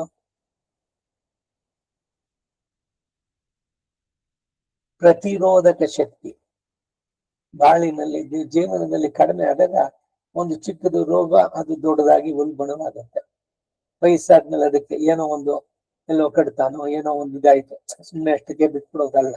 ಅಥವಾ ಅದನ್ನ ಕೆರೆದು ವ್ರಣ ಮಾಡ್ಕೊಂಡು ಅದರಿಂದ ಅದು ಇನ್ನೇನೋ ಇನ್ಫೆಕ್ಷನ್ ಆಗಿ ಅದಾಗೋಕ್ ಮೊದಲು ಆಗ್ಲೇನೆ ಚಿಕ್ಕದಾಗಿ ಏನಾದ್ರು ಔಷಧೋಪಚಾರ ಮಾಡ್ಕೊಂಡ್ರೆ ನಾವು ಸೇವ್ ಆಗ್ತೀವಿ. A stitch in time saves nine ಅಂತ ಗಾದೆ ಇಂಗ್ಲಿಷ್ ನಲ್ಲಿ ಇದ್ದಂತ. ಇದ್ದಷ್ಟು ದಿವಸ ಹೀಗೆ ಯಾರಿಗೂ ಹೊರೆಯಾಗದೆ, ಏನಪ್ಪಾ ಇವರು ಬೆಡ್ ರಿಡನ್ ಆಗಿದ್ದಾರೆ, ಇವ್ರಿಗೆ ಯಾರು ಮಾಡೋರು ಪ್ರತಿದಿನ, ಇಲ್ಲ ನಮ್ಮ ಕೆಲಸಗಳೇನಿದೆ, ನಮ್ಮ ದೈನಂದಿನ ಇದು, ಅವುಗಳನ್ನ ನಾವು ಯಾರ ಮೇಲೂ ಡಿಪೆಂಡ್ ಆಗಿದ್ರೆ, ಮಗನೋ ಮಗಳೋ ಯಾರಿರ್ತಾರೋ ಜೊತೆ ಅವರುಗಳಿಗೆ ಅಯ್ಯೋ ಏನು ಇವ್ರದು ದಿನ ಸಾಯೋರ್ಗೆ ಅಳೋರು ಯಾರು ಅಂತ ಒಂದು ಗಾದೆ. ಆ ತರದಲ್ಲಿ ಆಗಿ ಎಲ್ರಿಗೂ ಬೇಸರ ಅನ್ನೋ ತರದಲ್ಲಿ ಆಗದಂತೆ ಅನಾಯಾಸವಾಗಿ ನೀನು ಮರಣವನ್ನು ಕೊಟ್ಬಿಡು ಅಂತ ಕೇಳ್ಕೊಳ್ಳುವಂತ. ಅದನ್ನ ಭಗವಂತ ಅನುಗ್ರಹಿಸ್ತಾನೆ ದೇಹ ಬಿಡುವಾಗ ಮಾಡುವಂತ ಉಪಕಾರ. ರಾಮಾನುಜರು ಇದನ್ನೇನೆ ಇದರಲ್ಲಿ ಶರಣಾಗತಿ ಗದ್ಯದಲ್ಲಿ ಹೇಳ್ತಾರೆ. ಜೀರ್ಣಮಿವ ವಸ್ತ್ರಂ ಪ್ರಕೃತಿಂ ಸ್ಥೂಲ ರೂಪಂ ವಿಸೃಜ್ಯ ಅಂದ್ರೆ, ಹರಿದೋಗಿದೆ ಬಟ್ಟೆ, ನೀವೇ ಚೆನ್ನಾಗಿ ಉಪಯೋಗಿಸಿದ್ರಿ, ಎಲ್ರು ಚೆನ್ನಾಗಿದೆ ಅಂತ ಎಲ್ಲ ಹೇಳಿದ್ರು, ಎಲ್ಲ ಅದು ಹರಿದೋಯ್ತು. ಇನ್ನು ಅದರ ಮೇಲೆ ಅಯ್ಯೋ ಎಷ್ಟು ಜನ ಅಪ್ರಿಶಿಯೇಟ್ ಮಾಡಿದ್ರು ಈ ಪಂಚನ, ಹರಿದೋಗಿದ್ರು ನಾನು ಇದನ್ನೇ ಉಟ್ಕೊಳ್ತೀನಿ ಅಂದ್ರೆ ಅವನ ಮುಖ ಅಂತ ಇನ್ನೇನ್ ಹೇಳ್ಬೇಕು. ಹಾಗೆ ಜೀರ್ಣವಾಗಿದೆ ಶರೀರ, ಇದನ್ನ ಯಾವ ಒಂದು ಅಟ್ರಾಕ್ಷನ್ ಅದಕ್ಕೆ ಆ ಸೆಳೆತಕ್ಕೆ ಸಿಗದೆ ಅದನ್ನು ಬಿಟ್ಟು ಹೋಗುದಕ್ಕೆ ಅನಾಯಾಸೇನ ಮರಣ ಅಂತಂದ್ರೆ. ಶರೀರ ಬಿಡ್ಬೇಕಾದ್ರೆ ಇಲ್ದಿದ್ರೆ ತುಂಬಾ ಕಷ್ಟಪಡ್ತಾರೆ. ಅಯ್ಯೋ ಇದು ಕಣ್ ಕಾಣಿಸೋಲ್ಲ, ಕಿವಿ ಕೇಳಿಸೋಲ್ಲ, ಹೇಳೋಕ್ಕಾಗೋಲ್ಲ, ತಿನ್ನೋಕ್ಕಾಗೋಲ್ಲ, ಆದ್ರೂ ಕೂಡ ಶರೀರ ಬಿಡೋಕ್ ಇಷ್ಟ ಇಲ್ಲ ಅಂದ್ರೆ ಇದನ್ನೇನೆ ನೀವು ಪ್ರಾಣ ಹೋಗುವಂತ ಸಮಯದಲ್ಲಿ ನೋಡುವಂತದ್ದು. ಕೆಲವರಿಗೆ ಮೇಲುಸು ಮೇಲ್ಗೆ ಹಿಡಿಯೋದು, ಮತ್ತೆ ಬರುತ್ತೆ, ಮತ್ತೆ ಏನ್ ಎಳೆಯುತ್ತೆ, ಯಾವರು ಯಮದೂಷರು ಎಳೀತಾರೆ ಪಾಶವನ್ನು ಹಾಕಿ, ಇವನಿಗೆ ಬಿಡೋಕೆ ಇಷ್ಟ ಇಲ್ಲ. ಕಡೆಗೆ ಬಲವಂತವಾಗಿ ಇಳಿದು ಆವಾಗ ಜೋರ ಕಿರ್ಚ್ಕೊಡುದು, ಲಾಸ್ಟ್ ಕ್ರೈ. ಹುಟ್ಟಿದಾಗ ಒಂದ್ಸಲಿ ಜೋರಾಗಿ ಅಳ್ತಾವಲ್ಲ, ಹಾಗೆ ಸಾಯುವಾಗ ಜೋರ ಕಿರ್ಚ್ಕೊಂಡು ಪ್ರಾಣ ಬಿಡೋದು. ಏನು ಅಂದ್ರೆ ಶರೀರವನ್ನು ಬಿಡಬೇಕಾದ್ರೆ ಬಹಳ ಕಷ್ಟಪಡ್ತಾರೆ, ನೋಡೋರಿಗೂ ಕಷ್ಟ ಆಗುತ್ತೆ. ಅದಕ್ಕಾಗಿ ಇವೆಲ್ಲ ಆಗದೆ ಅನಾಯಾಸವಾಗಿ ಹರಿದ ಬಟ್ಟೆಯನ್ನು ಬಿಸುವಂತೆ ಜೀರ್ಣವಾದ ಶರೀರ ಬಿಟ್ಟು ನಾವು ಭಗವಂತನಲ್ಲಿ ಹೋಗ್ಬೇಕು. ಇದು ಭಗವಂತನ ಕೃಪೆಯಿಂದನೇ ಆಗ್ತದೆ. ಅದಕ್ಕಾಗಿ ಆ ಶ್ಲೋಕ ವಿನಾ ದೈನ್ಯೇನ ಜೀವನಂ ಅನಾಯಾಸೇನ ಮರಣಂ ದೇಹಿ ಮೇ ಕೃಪಯಾನಾಥ ಶರಣಾಗತ ವತ್ಸಲ. ನಾನು ನಿನ್ನಲ್ಲಿ ಶರಣಾಗಿದ್ದೇನೆ, ನನ್ನನ್ನು ನಾನು ನಿನಗೆ ಒಪ್ಪಿಸ್ಕೊಂಡಿದ್ದೇನೆ. ನನ್ನ ಕರ್ಮದ ಪ್ರಕಾರ ಎಷ್ಟು ತೀವ್ರವಾಗಿ ನಾನು ಅನುಭವಿಸ್ಬೇಕಾಗಿತ್ತು ನೋವುಗಳು, ಅದುಗಳನ್ನ ನೀನು ಬಿಡಿಸಿ ನನ್ನನ್ನ ನೀನು ಕರ್ಕೋ. ಅದಕ್ಕಾಗಿ ಈ ತತ್ವಜ್ಞಾನ ಬೇಕು. ಇಲ್ದಿದ್ರೆ ಈ ಶರೀರದ ಬಗ್ಗೆ ಇನ್ನು ತಿನ್ನೋಣ, ಇನ್ನೇನೋ ಮಾಡೋಣ, ಇನ್ನೇನೋ ನೋಡ್ಬೇಕು. ಮಗಳು ಮಗನೋ ಮದ್ವೆ ಆಗಿಲ್ಲ, ಮದ್ವೆ ಆಗ್ಬೇಕು. ಮದ್ವೆ ಆಯ್ತಾ ಮಕ್ಳಾಗ್ಬೇಕು. ಮಕ್ಕಳಾದ್ರೆ ಅವ್ರ ಶಾಲೆ ಯಾವ್ದಕ್ ಹೋದ್ರು, ಏನ್ ಮಾಡಿದ್ರು ಅದನ್ನ ನೋಡ್ಬೇಕು. ಮೊಮ್ಮಗಳು ಮದ್ವೆ ಆಗೋದು ನೋಡ್ಬೇಕು. ನಿನ್ ಬಯಕೆಗಳೇನಾದ್ರು ಅದಕ್ಕೇನು ಕಡಿಮೆ ಇದೆಯಾ? ಎಲ್ಲರೂ ಎಂಡಿದ್ಯಾ ಅದಕ್ಕೆ ಅಂತ? ನಿಮ್ಮದಾಯ್ತು ಇಲ್ವೋ ಬಾಳು, ಇನ್ನೆಲ್ರು ಚೆನ್ನಾಗಿರ್ಲಿ ಅಂತ ಹೇಳ್ಬಿಟ್ಟು ಬಿಟ್ಬಿಡಿ. ಯಾರಿಂದ ನಾನು ಏನು ಎಕ್ಸ್ಪೆಕ್ಟ್ ಮಾಡ್ಬೇಡಿ. ಕರೆ ಬಂದ ತಕ್ಷಣ ಹೊರಡೋದಕ್ಕೆ ಸಿದ್ಧನಿರು. ಯಾತ್ರಿಕನು ನೀನು. ಈ ಲೋಕ ಇದು ಛತ್ರ ಅಂತಾರೆ. ಸತ್ರವಿದು ಈ ಲೋಕ. ಈ ಛತ್ರಗಳೆಲ್ಲ ಏನು, ಹಿಂದೆ ಎಲ್ಲ ದೇವಸ್ಥಾನಕ್ಕೆ ಇದಕ್ಕೆ ಹೋಗ್ಬೇಕಾದ್ರೆ ಹಳ್ಳಿಗಳಲ್ಲಿ ಮತ್ತೊಂದೆಲ್ಲ ಸ್ವಲ್ಪ ದೊಡ್ಡ ಪ್ಲೇಸ್ಗಳು ಎದುರಾದಾಗ ಒಂದೊಂದು ಛತ್ರ ಅಂತಿದೆ. ನಡೆದು ಬಂದವ್ರಿಗೆ ಅಲ್ಲಿ ಉಪಹಾರ ಮತ್ತೆ ಅವ್ರು ಒಂದ್ ದಿವ್ಸನ 2 ದಿವ್ಸನ ತಂಗೋದಕ್ಕೆ ವ್ಯವಸ್ಥೆ ಎಲ್ಲ ಇರೋದು. ಇಲ್ಲಿ ತಂಗೋಕ್ಕೂ ಚೆನ್ನಾಗಿದೆ, ರೂಮ್ ಕೊಟ್ಟಿದ್ದಾರೆ, ಇಲ್ಲೇ ಪರ್ಮನೆಂಟ್ ಆಗಿ ಇದ್ಬಿಡ್ತೀನಿ ಅಂದ್ರೆ ಸುಮ್ತಾರೇನು? ಹಾಗೆ ಯಾತ್ರಿಕನು ನೀನು, ಸತ್ರ ಇದು ಈ ಲೋಕ. ರಾತ್ರಿ 3 ಆಯ್ತು ಅಂತ ಹೊರಟರೆ ಪಾರುಪತ್ಯದವನು ಮೆಚ್ಚುವ. ಮ್ಯಾನೇಜರ್ ಯಾರು ಇರ್ತಾನೋ ಅವನು ಸಂತೋಷ. ಆಯ್ತಲ್ಲ ನಿಮ್ದು ಪ್ರವಾಸ, ಮುಂದಕ್ಕೆ ಹೋಗಿ, ಆಯ್ತಲ್ಲ ಹೋಗಿ ನೀವು ಮುಂದಕ್ಕೆ, ಇಲ್ಲಿ ಸ್ಟೇ ಮಾಡಿದ್ದಾಯ್ತಲ್ಲ ಅಂತ. ಅಲ್ಲೇ ಪರ್ಮನೆಂಟ್ ಆಗಿ ಇದ್ಬಿಡ್ತೀನಿ ಅಂದ್ರೆ ಬಿಡ್ತಾರೋ? ಹಾಗೆ ಈ ಲೋಕ ಇದೊಂದು ನಮಗೆ, ನಾವು ಯಾತ್ರಿಕರ ಟ್ರಾವೆಲರ್ಸ್. ನಾವು ಪರ್ಮನೆಂಟ್ ಅಬೋರ್ಡ್ ಅಂತ ಏನಿಲ್ಲ. ನಾವು ಸ್ವಂತ ಮನೆ ಅಂತ ಕಟ್ಕೊಂಡಿದ್ರು ಕೂಡ ಅದು ನಮ್ ಜೊತೆ ಋಣಾನು ಬಂದ 5 ದಿವಸ ಇದೆಯೋ ಅಷ್ಟೇ. ಕರೆ ಬಂದಿದ ತಕ್ಷಣ ಹೊರಡ್ತಾ ಇರ್ಬೇಕು. ರಾತ್ರಿ 3 ಆಯ್ತು ಅಂದ್ರೆ ಹೊರಡಬೇಕು. ಆಗ ಪಾರುಪತ್ಯದನ್ನು ಮೆಚ್ಚುವ. ಹಾಗಾಗಿ ಹೀಗೆ ಈ ಶರೀರದ ಮೇಲೋ ಅಥವಾ ತಿನ್ನೋದ್ರದ ಬಗ್ಗೆನೋ, ಇಲ್ಲ ನಮ್ಮ ಆಸ್ತಿ ನಂದು ಇಷ್ಟೆಲ್ಲ ಮಾಡಿಟ್ಟಿದ್ದೆ ನಾನು, ಎಲ್ಲವನ್ನು ಭಗವಂತನಿಗೆ ಅರ್ಪಿಸ್ಬಿಟ್ಟು ನಿನ್ನ ಕೃಪೆ ಯಾರ್ಯಾರಿಗೆ ಸೇರಬೇಕು. ನಾನು ಬಯಸೋದು ನಾನೇನು ಮಾಡಿದ್ದು ನನ್ನ ಮಕ್ಕಳಿಗೋ ಮೊಮ್ಮಕ್ಕಳಿಗೋ ಸಿಗಲಿ ಅಂತ. ಅದು ನಿನ್ನ ಅನುಗ್ರಹ ಇದ್ರೆ ಅದು ಅವರಿಗೆ, ಇಲ್ದಿದ್ರೆ ನಿನ್ ಡಿಸಿಷನ್ ಬಿಟ್ಟು ಬಿಡ್ಬೇಕು ಅವ್ರಿಗೆ. ಅಯ್ಯೋ ಇವ್ರಿಗೆ ಸಿಗ್ಲಿಲ್ವಲ್ಲ, ಅವ್ರಿಗೆ ಸಿಗ್ಲಿಲ್ವಲ್ಲ. ನಾವು ಮಕ್ಕಳಿಗಾಗಿ ಆಸ್ತಿ ಮಾಡ್ಬೇಕಾ? ಮಕ್ಕಳಿಗೆ ಸರಿಯಾದ ವಿದ್ಯೆಯನ್ನು ಕೊಟ್ಟು ಬಿಟ್ರೆ ಅವರು ಮಾಡ್ಕೊಳ್ತಾರ. ಆಮೇಲೆ ನಾವು ಹುಟ್ಟಿದ್ದೇ ಅವ್ರಿಗೆ ತಲುಪುತ್ತೆ ಅನ್ನೋ ಖಾತ್ರಿ ನಮಗಿದ್ಯೋ? ನಮ್ಮ ಆಸ್ತಿನ ಅವರೇ ಅನುಭವಿಸ್ತಾರೆ ಅನ್ನೋದಿದ್ಯಾ? ಅನೇಕ ವೃತ್ತಾಂತಗಳು ಹೀಗೇನೆ. ಒಬ್ಬ ಬರ್ತಾ ಇದ್ದ ದೇವಸ್ಥಾನದ ರಸ್ತೆನಲ್ಲಿ, ಒಬ್ಬ ಭಿಕ್ಷೆಯನ್ನು ಬಿಡ್ತಾ ಇದ್ದ. ಇವನು ನೋಡ್ದ ಒಂದ್ಸಲಿ, ಚೆನ್ನಾಗಿದ್ದಾನೆ ಅವನು, ಭಿಕ್ಷೆಗೆ ಇದ್ದಿದ್ದಾನೆ. ಸರಿ, ಇವನೇನೋ 5 ರೂಪಾಯಿ 10 ರೂಪಾಯಿ ಏನೋ ಹಾಕ್ಬೋದು. ಈಗ 100 ರೂಪಾಯಿ ಹಾಕ್ತಾರೆ. ಭಿಕ್ಷೆ ಬೇಡದವ್ರಿಗೆ 100 ರೂಪಾಯಿ ಹಾಕೋದಂತದ್ದು. 100 ರೂಪಾಯಿ 10 ರೂಪಾಯಿ ಲೆಕ್ಕಕ್ಕೆ ಬಂದಿದೆ ಈಗ ವ್ಯಾಲ್ಯೂ. ಇರ್ಲಿ, ಇವನು ಯೋಚನೆ ಮಾಡ್ದ, ನಾನು 10 ರೂಪಾಯಿ ಕೊಟ್ರೆ ಅಥವಾ 100 ರೂಪಾಯಿ ಕೊಟ್ರೆ ಇವತ್ತೇನೋ ತಿಂತಾನೆ, ಆಯ್ತು. ಆಮೇಲೆ ನಾಳೆ ದಿವಸ ಏನ್ ಮಾಡ್ತಾನೆ? ಏನಿಲ್ಲ ಅವನಿಗೆ.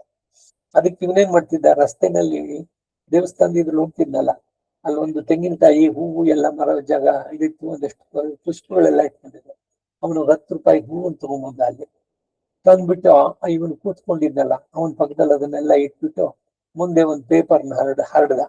ನೋಡು, ಒಂದಕ್ಕೆ 10 ರೂಪಾಯಿ ಅಂತ ಹೇಳ್ಬಿಟ್ಟು ನೀನ್ ಇಲ್ಲಿ ಸೇಲ್ ಮಾಡು ಅಂತಂದ. ಇವನಿಗೆ ಯೋಚನೆನೆ ಹೊಡೆದಿರ್ಲಿಲ್ಲ ಭಿಕ್ಷುಕನಿಗೆ. ಇವನೇನೋ ಮಾಡದ್ನಲ್ಲ ನೋಡೋಣ ಅಂತ ಕೂತ್ಕೊಂಡು ಹೂವನ್ನು ತೆಗೆದು ತೋರಿಸ್ದ. ಅನೇಕರು ತಗೊಂಡ್ರು ಅವನ ಹತ್ರ. ಅವನು ಬರೀ ಒಂದು 10 ರೂಪಾಯಿ ಸಿಗೋ ಬದಲು ಅದರಲ್ಲಿ ಲಾಭ ಕೂಡ ಸಿಕ್ತು. ಇವನು ಅವರಿಗೆ ನಮಸ್ಕಾರ ಅಂದ, ಭಗವಂತ ನನ್ಗೇನೋ ಹೊಟ್ಟೆ ಪಾಡದ ಒಂದು ದಾರಿ ತೋರಿಸ್ತಾ ಅಂತ. ಮಾರನೇ ದಿವಸ ಇವ್ ಕೊಟ್ಟಿದ್ದು ಇದರಲ್ಲಿ ಬಂದತ್ತಲ್ಲ, ಆ ದುಡ್ಡು ಅಷ್ಟನ್ನು ತಗೊಂಡು ಇನ್ನೊಂದಷ್ಟು ತಗೊಂಬಂದ ಹೂವು. ಅದನ್ನ ಮಾರನೇ ದಿವಸ ಮಾರ್ದ, ಅದ್ರಲ್ಲಿ ಸೇರ್ತು. ಹೀಗೆ ಸೇರಿ ಸೇರಿ ಸೇರಿ ಕಡೆಗೆ ಒಂದು ದೊಡ್ಡ ಅಂಗಡಿ ಇಟ್ಕೊಂಡ್ಬಿಟ್ಟ. ಭಿಕ್ಷೆ ಬೇಡೋಗ್ ಬಂದವನಿಗೆ ಒಂದು ಇದನ್ನ ಕಲ್ಸ್ಕೊಟ್ಟಿತ್ತು. ವಿವೇಕಾನಂದರು ಹೇಳ್ತಾರೆ, ಯಾರೋ ಭಿಕ್ಷೆ ಮಾಡಿದ್ರು ಅಂದ್ರೆ ಅವ್ರು ಒಂದು ದಿವಸ ಕೊಡೋದಲ್ಲ, ಆ ಅನ್ನ ಹೇಗೆ ಅವನು ಪ್ರತಿದಿನ ಸಂಪಾದನೆ ಮಾಡಬೇಕು ಅನ್ನೋದನ್ನ ತಿಳಿಸ್ಕೊಟ್ರೆ ಅದು ದೊಡ್ಡ ಇದಾಗತ್ತೆ ಅಂತ. ಇದಾದ್ಮೇಲೆ ಎಷ್ಟೋ ಒಂದಷ್ಟು ವರ್ಷ ಇವನೆಲ್ಲ ಟೂರ್ ಹೋಗಿದ್ದ, ಎಲ್ಲ ಆಯ್ತು. 15-20 ವರ್ಷ ಆದ್ಮೇಲೆ ಮತ್ತೆ ಅಲ್ಲಿ ಬಂದ ದೇವಸ್ಥಾನಕ್ಕೆ ಹೋಗ್ಬೇಕಾದ್ರೆ. ಅವಾಗ ಈ ಅಂಗಡಿನಲ್ಲಿ ಇದ್ದು ಊರೂರು ಬಂದಾಗಿರತ್ತ, ಸ್ವಾಮಿ ಸ್ವಾಮಿ ಅಂತ ಅಂದ್ಬಿಟ್ಟು. ಯಾರು ಇಲ್ಲಿಗೆಲ್ಲ ಮರ್ತೋಗಿದೆ, ಎಷ್ಟು ಇಂಪ್ಯಾಕ್ಟ್ ಕೊಟ್ಟಿದ್ದು, ಅವ್ನ್ ಮಾಡಿದ್ದು ಎಲ್ಲ. ಅವನಿಗೆ ಅಷ್ಟೊಂದು ರಿಗಾರ್ಡ್ಸ್ ಇವ್ರ ಬಗ್ಗೆ ಬನ್ನಿ ಬನ್ನಿ ಅಂತ ಹೇಳ್ಬಿಟ್ಟು, ನೋಡಿ ನಾನು ಅವತ್ತು ಭಿಕ್ಷೆ ಬೇಡ್ತಾ ನಿಂತಿದ್ದೆ, ನೀವು ಹೋಗ್ಬಿಟ್ಟು ಒಂದಷ್ಟು ಹೂವಿನ ಇದನ್ನ ಗೊಂಚಲುಗಳನ್ನ ತಂದ್ಬಿಟ್ಟು ನನ್ನ ಮುಂದೆ ಇಟ್ಬಿಟ್ಟು ಒಂದೊಂದನ್ನು ಮಾರು ಅಂತ ಮಾಡಿಕೊಟ್ರಿ. ನೋಡಿ ಇವತ್ತು ನಾನು ಬೆಳೆದಿದ್ದೇನೆ, ನನ್ನ ಕುಟುಂಬಕ್ಕೆ 2 ಹೊತ್ತು ಅನ್ನಕ್ಕೇನು ಇದಾಗಿಲ್ಲ, ಚೆನ್ನಾಗೆಲ್ಲ ಆಗ್ತಾ ಇದೆ, ಎಲ್ಲ ನಿಮ್ಮ ಕೃಪೆಯಿಂದ. ಅದಕ್ಕೆ ಇವನು ಹೇಳ್ದ, ನಂದು ಅಂತೇನಿಲ್ಲಪ್ಪ, ನಾನೇನೋ ಒಂಚೂರು ಮಾಡಿರ್ಬೋದು, ನಿನ್ನ ಈ ಶ್ರದ್ಧೆ, ನೀನು ಅದನ್ನ ಸರಿಯಾಗಿ ಮಾಡ್ಕೊಂಬಂದೆ, ಜೀವನಕ್ಕೆ ತುಂಬಾ ಸಂತೋಷ. ಒಟ್ನಲ್ಲಿ ಬೇಡೋ ಇದಕ್ಕಂತೂ ನೀನು ಹೋಗ್ಲಿಲ್ವಲ್ಲ ಅಂತ ಅಂದ್ಬಿಟ್ಟು. ಹೀಗೆ ಇಲ್ಲಿ ಇದ್ದಾಗಲೇನೆ ಭಗವಂತ ನಮಗೆ ದಾರಿಯನ್ನ ಮಾಡಿಕೊಡ್ತಾನೆ.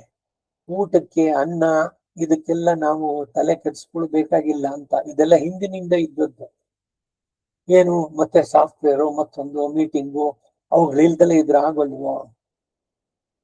ಮಾಡ್ಬೇಕು, ಅದನ್ನ ಬಿಟ್ಬಿಡಿ, ಸೋಮಾರಿ ಜನ ಮನೇನು ಕೂತ್ಕೊಳ್ಳಿ ಅಂತ ಹೇಳಲ್ಲ. ಬಟ್ ಅದೇ ಜೀವನದಲ್ಲಿ ಮುಖ್ಯತೆ ಅಂತಲ್ಲ. ಪೆರಿಯಾಳ್ವಾರ್ ಹೇಳಿದ್ದೇನು, ಕೂರು ಶೋರಿ ವೈ ಬೇಂಡೇನ್, ವಸ್ತ್ರನೋ ಅಥವಾ ಅನ್ನವನ್ನು ನಾನ್ ನಿನ್ ಕೇಳೋದ. ಯಾಕೆಂದ್ರೆ ನಾನು ಮಾಡಿದ ಕರ್ಮದ ಪ್ರಕಾರ ನೀನ್ ಅದನ್ನೆಲ್ಲ ನಮಗ ಅನುಗ್ರಹಿಸ್ತಾನೆ ಇದ್ದೀಯ. ಕೇಳದೆ ಇದ್ರ ಹಳ್ಳಿ ಹಳ್ಳಿ ಕೊಡುತ್ತಾನಂತಾರೆ ಆಳ್ವಾರ್.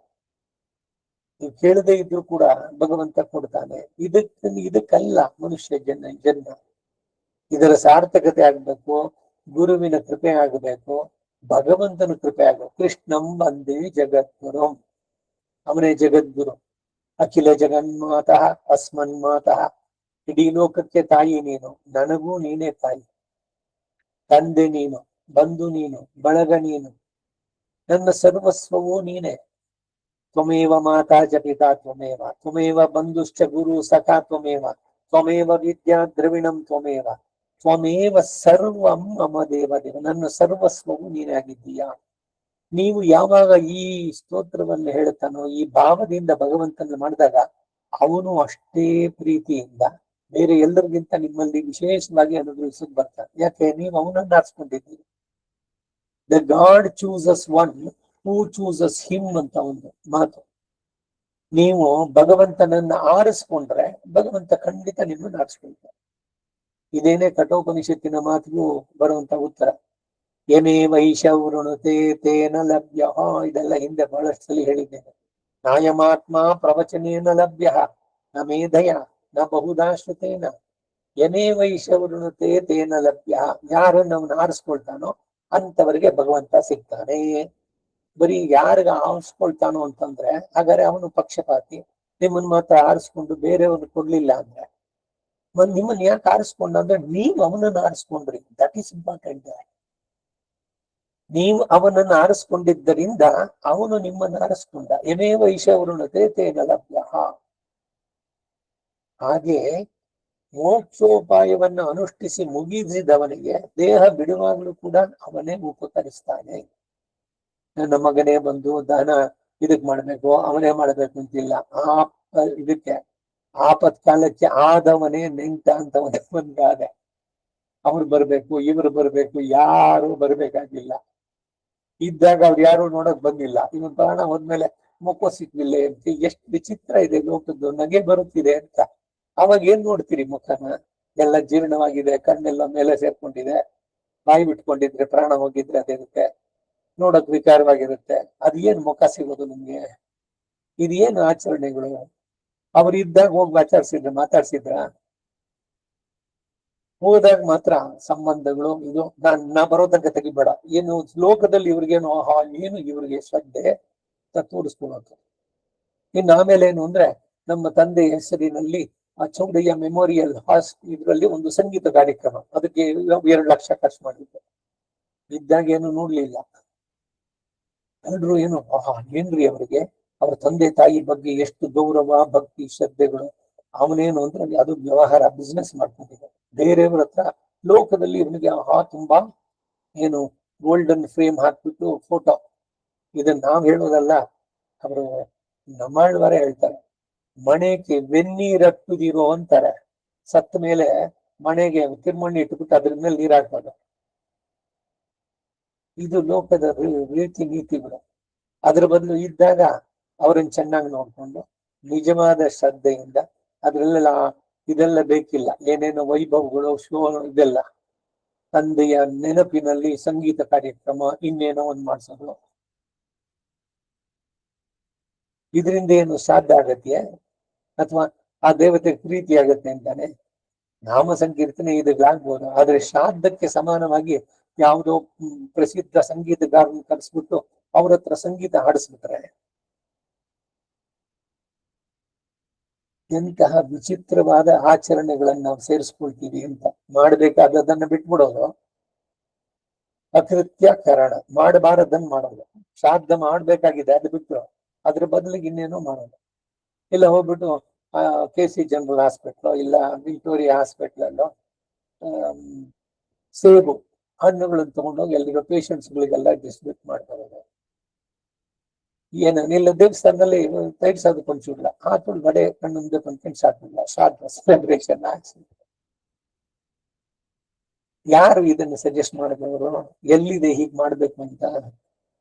ದೇವಸ್ಥಾನದಲ್ಲಿ ಸೇವೆನೋ ಒಂದು 2 ಸೇರು ದರ್ಜೋದ್ಧಾನೋ ಸಕ್ಕರೆ ಪೊಂಗಲ ಮಾಡಿಸಿದ ತಪ್ಪಲ್ಲ ದೇವಾಲಯದಲ್ಲಿ, ಆದ್ರೆ ಅದು ಶ್ರಾದ್ದಕ್ಕೆ ಸಮನಾಗುವುದಿಲ್ಲ. ಶ್ರಾದ್ದವನ್ನೇ ಮಾಡ್ಬೇಕು, ಏನಿದೆಯೋ ಆ ರೀತಿಯಲ್ಲಿ. ಆಚರಣೆಗಳು ನಮ್ಮ ತಲೆಗೆ ಏನ್ ತೋರುತ್ತೋ ಅದನ್ನ ಮಾಡ್ತಾ ಹೋಗ್ಬಿಟ್ರೆ ನಾವೆಲ್ಲ ಚೆನ್ನಾಗಿ ಮಾಡಿದ್ವಿ. ಬೇರೆ ಏನು ಟ್ರೆಡಿಷನಲ್ ಇತ್ತು ಏನೋ ಅದೆಲ್ಲ ಬಿಟ್ಬಿಟ್ಟು ಒಂದು ವಿನೂತನವಾಗಿ ನಾವು ನಡೆಸಿದ್ದೀವಿ. ಏನು ಮಣ್ಣು ಪುಣ್ಯ ಇಲ್ಲ, ಪುರುಷಾರ್ಥ ಇಲ್ಲ. ಈಗ ಅದಕ್ಕೆ ಈ ವಿಪರೀತಗಳನ್ನ ಬಿಟ್ಟು ಶಾಸ್ತ್ರಗಳಲ್ಲಿ ಏನ್ ಹೇಳಿದೆ ಅದರಲ್ಲಿ ಶ್ರದ್ಧೆಯನ್ನಿಟ್ಟು ಆ ರೀತಿನಲ್ಲಿ ನಡೆಸಿ ಮುಂದುವರಿಸುವಂತಹದ್ದು. ಇದನ್ನೆಲ್ಲ ಆ ಸರಿಯಾದ ಬುದ್ಧಿಯನ್ನು ಕೊಡೋನು ಯಾರು? ಭಗವಂತನೇ. ಇನ್ನು 3ನೇದು ನಿರ್ಯಾಣಾಧಿಕಾರ. ಮೋಕ್ಷೋಪಾಯವನ್ನು ಮಾಡಿ ಮುಗಿಸಿದವನಿಗೆ ದೇಹದಿಂದ ಹೊರಟ ನಂತರ ಮಾಡುವಂತ ಉಪಕಾರಗಳು. ಈಗ ಸಂಸ್ಕಾರಗಳಲ್ಲಿ ಪೂರ್ವ ಪ್ರಯೋಗ, ಅಪರ ಪ್ರಯೋಗ ಅಂತ. ಏನು ಪೂರ್ವ ಪ್ರಯೋಗ ಅಂದ್ರೆ, ಒಬ್ಬ ಚೇತನ ಹುಟ್ಟಿದಾಗ ಅವನು ಕಡೆಯ ತನಕ 8 ದಿವಸ ಇರ್ತಾನೆ, ಅಲ್ಲಿ ತನಕ ನಡೆಸೋದೆಲ್ಲ ಪೂರ್ವ, ಮೊದಲು ಆಗುವಂತ. ಇವನು ಶರೀರ ಬಿಟ್ಟ ಮೇಲೆ ಮಾಡೋದಕ್ಕೆ ಅಪರ ಅಂದ್ರೆ. ಪೂರ್ವ ಅಪರ. ಉತ್ತರ ಕ್ರಿಯೆ ಅಂತ ಹೇಳೋದು ಅದಕ್ಕೆ. ಪೂರ್ವ ಉತ್ತರ. ಪೂರ್ವ ಅಂದ್ರೆ ಮೊದಲು, ಉತ್ತರ ಅಂದ್ರೆ ಆಮೇಲೆ ಅಂತ. ಉತ್ತರ ಅಂದ್ರೆ ನಾರ್ತ್ ಅಂತ ಅಂದ್ಬಿಟ್ಟಲ್ಲ. ಹೀಗೆ ಅಪರ ಕ್ರಿಯೆಗಳು. ಇಲ್ಲಿ ಯಾರು ಪ್ರಪತ್ತಿಯನ್ನು ಮಾಡ್ಕೊಳ್ತಾರ, ಇನಿಪ್ಪಿರವಿ ಯಾನ್ ಬೇಂಡೇನ್, ಇನ್ನೊಂದು ಮರು ಹುಟ್ಟು ನನಗೆ ಈ ಲೋಕದಲ್ಲಿ ಬೇಡ. ಯಾವುದೋ ಭಗವಂತನ ಸೃಷ್ಟಿಯಾದ ಈ ಲೀಲಾ ವಿಭೂತಿನಲ್ಲಿ. ಅದೇನು ಅಪಿಮೇ ಜನ್ಮ ಚತುರ್ಮುಖಾತ್ಮನ ಅಂತ ಹೇಳಿದಂತೆ. ಬ್ರಹ್ಮ ಪದವಿನೂ ಬೇಡ, ಇಂದ್ರನ ಪದವಿನೂ ಬೇಡ, ಇಲ್ಲ ದಿಕ್ಪಾಲಕರು ಅದು ಇದು ಯಾವುದು ಬೇಡ. ಈ ಶರೀರ ಬಿಟ್ಟ ತಕ್ಷಣ ಏತದ್ ದೇಹಾವಸಾನೇಮ ತ್ವತ್ಪಾದ ಪ್ರಾಪಯ, ಭಗವಂತನ ದಿವ್ಯ ಚರಣವನ್ನ ಸೇರಬೇಕು. ಏನು ಚರಣಗಳು ಅಂದ್ರೆ ಮೋಕ್ಷ ಸಾಮ್ರಾಜ್ಯ. ಆ ಮೋಕ್ಷಕ್ಕೆ ಹೋಗುವಂತಹದ್ದು ಮಾರ್ಗ ಇದೆಯಲ್ಲ, ಅದನ್ನ ವೇದ ದೇವಯಾನ ಪಿತೃಯಾನ ಅಂತ 2 ಪ್ರಧಾನವಾಗಿ ಹೇಳುತ್ತೆ. ಈ ದೇವಯಾನ ಅಂದ್ರೆ ಏನು, ಪಿತೃಯಾನ ಅಂದ್ರೆ ಏನು, ಅಥವಾ ಅರ್ಚಿರಾದಿ ಧೂಮಾದಿ ಅಂತ ಹೇಳ್ತಾರೆ. ಅದಕ್ಕೆ ಅರ್ಚಿರಾದಿ ಗತಿಯಲ್ಲಿ ಹೋಗುವಂತವನು. ಇದಕ್ಕೂ ಮತ್ತೆ ಈಗ ಮೊದಲೇ ಹೇಳದ್ನಲ್ಲ, ಯಾವುದು ಬೆಳಗಾದ ತಕ್ಷಣ ಪ್ರತಿದಿನ ಅನುಸಂಧಾನ ಮಾಡುವಂತಹ ಸಂಕ್ಷಿಪ್ತ ಶ್ಲೋಕದ್ವಯ ಹೇಳ್ಬೇಕಾರೆ ಆ ಗಜೇಂದ್ರ ಮೋಕ್ಷದ ವೃತ್ತ ಅಂತ. ಗಜೇಂದ್ರ ವರದನಾಗಿ ನೀನ್ ಎಲ್ಲಿಂದ ಬಂದು ಅವನ ಕೂಗಿದ ತಕ್ಷಣ ಬಂದಿಯಲ್ಲ, ಆ ರೀತಿ ನಮ್ಮ ಕೂಗು ಕೂಡ ನಿನಗೆ ಕೇಳಿಸ್ಲಿ. ಹೇಗೆ ಗಜೇಂದ್ರನನ್ನ ರಕ್ಷಿಸಿ ವರವನ್ನು ನೀಡಿದೆಯೋ ಆ ರೀತಿ ನಮ್ಮನ್ನು ರಕ್ಷಿಸು ಅನ್ನೋದಕ್ಕಾಗಿ ಅದನ್ನು ಹೇಳುವಂತ. ಮೊದಲು ಹರಿರ್ ಹರಿಹಿ ಹರಿರ್ ಹರಿಹಿ 7 ಬಾರಿ ಹೇಳೋದು, ಹರಿಗೆ ಅಷ್ಟಕವನ್ನು ಹೇಳೋದು. ಆಮೇಲೆ ಇದು ಗ್ರಾಹಗ್ರಸ್ತೆ ಗಜೇಂದ್ರೇ ರುದತಿ ಸರವ ಸಂತಕ್ಷ ಮಾರುಷ್ಯದಾವನ್, ಇವೆಲ್ಲ ಕಂಠಪಾಠ ಮಾಡ್ಬೇಕು. ಇದಾದ ಮೇಲೆ ಸಂಕ್ಷಿಪ್ತ ಪರಮಾತ್ಮ ಸ್ತುತಿ, ವಾತ್ಸ್ಯ ವರದಾಚಾರ್ಯರು ಮಾಡಿದಂತಹದ್ದು. ಸತ್ಸಂಗಾತ್ ಭವನಿಸ್ಪೃಹೋ ಗುರುಮುಖ ಶ್ರೀಶಂ ಪ್ರಪದ್ಯಾತ್ಮವತ್ ಪ್ರಾರಬ್ಧಂ ಪರಿಭುಜ್ಯ ಕರ್ಮ ಸಕಲಂ ಪ್ರಕ್ಷೀಣ ಕರ್ಮಾಂತರ ನ್ಯಾಸಾದೇವ ನಿರಂಕುಶೇಶ್ವರದಯ ನಿರ್ಲೂನ ಮಾಯಾನ್ವಯ ಆರ್ಧಾನುಗ್ರಹ ಲಬ್ಧ ಮಧ್ಯ ದಮನಿ ದ್ವಾರಾತ್ ಬಹಿರ್ನಿರ್ಗತಃ. ಶರೀರದಿಂದ ಹೊರಗಡೆ ಬರ್ಬೇಕಾದ್ರೆ 101ನೇ ನಾಡಿ ಸುಷುಮ್ನಾ ನಾಡಿ, ಅದರಿಂದ ದೇಹದಿಂದ ಹೊರಗೆ ಬರ್ತಾನೆ.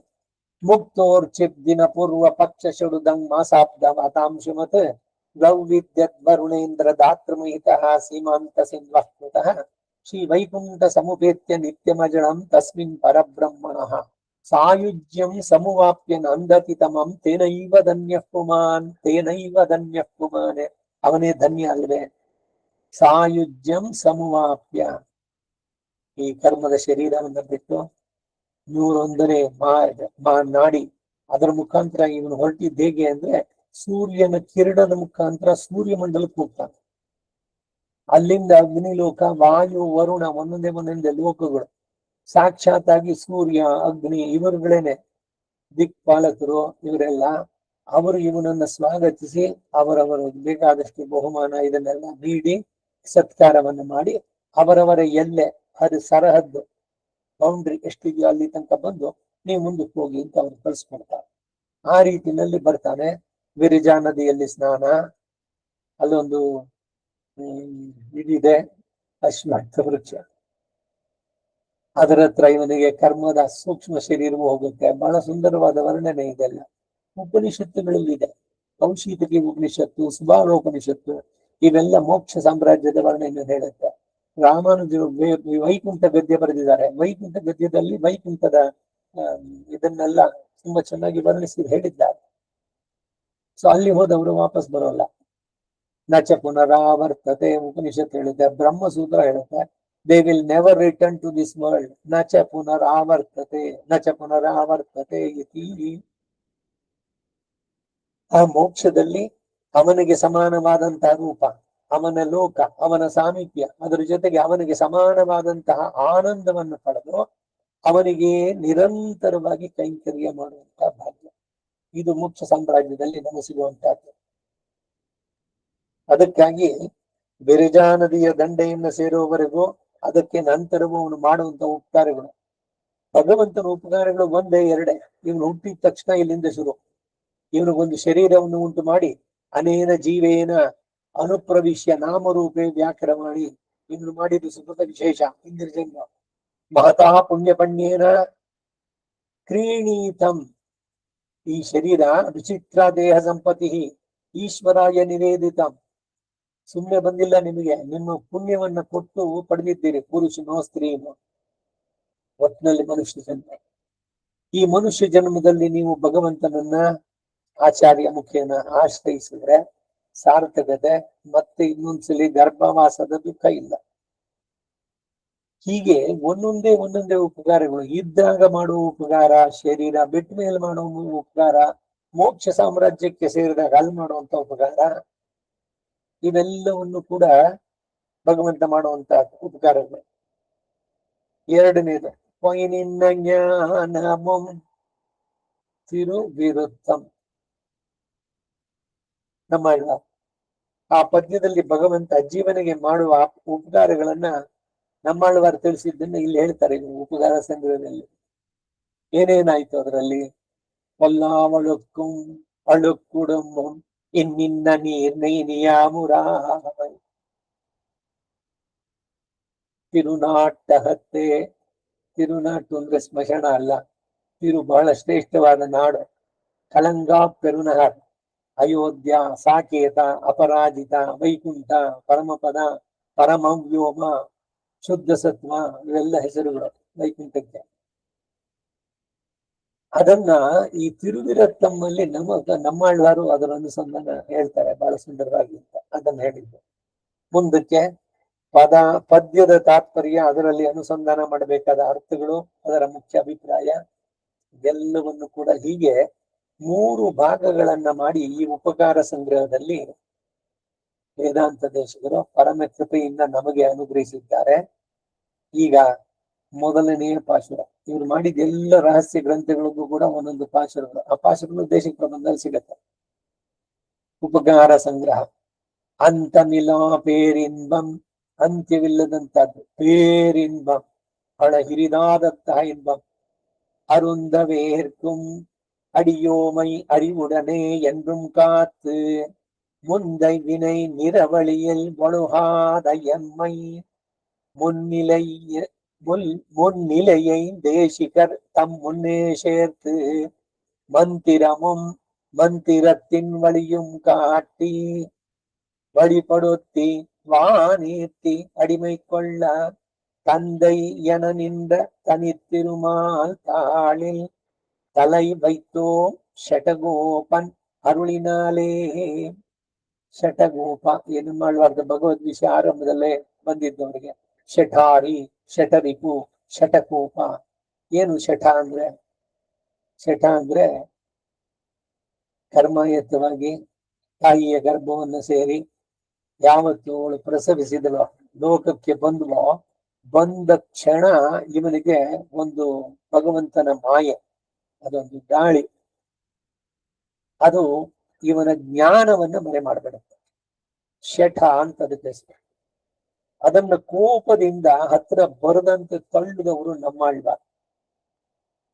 ಅವರು ಹುಟ್ಟಿದ ತಕ್ಷಣ ಅಳಲಿಲ್ಲ, ಎಲ್ಲ ಬೇರೆ ಹೆಲ್ತಿ ಚೈಲ್ಡ್ಗಳು ಅಳ್ತಾರೆ ಅಂತ ಆತರ. ಅವರು ತಮ್ಮ ಆತ್ಮದ ಸ್ವರೂಪದಲ್ಲೇ ಇದ್ರು.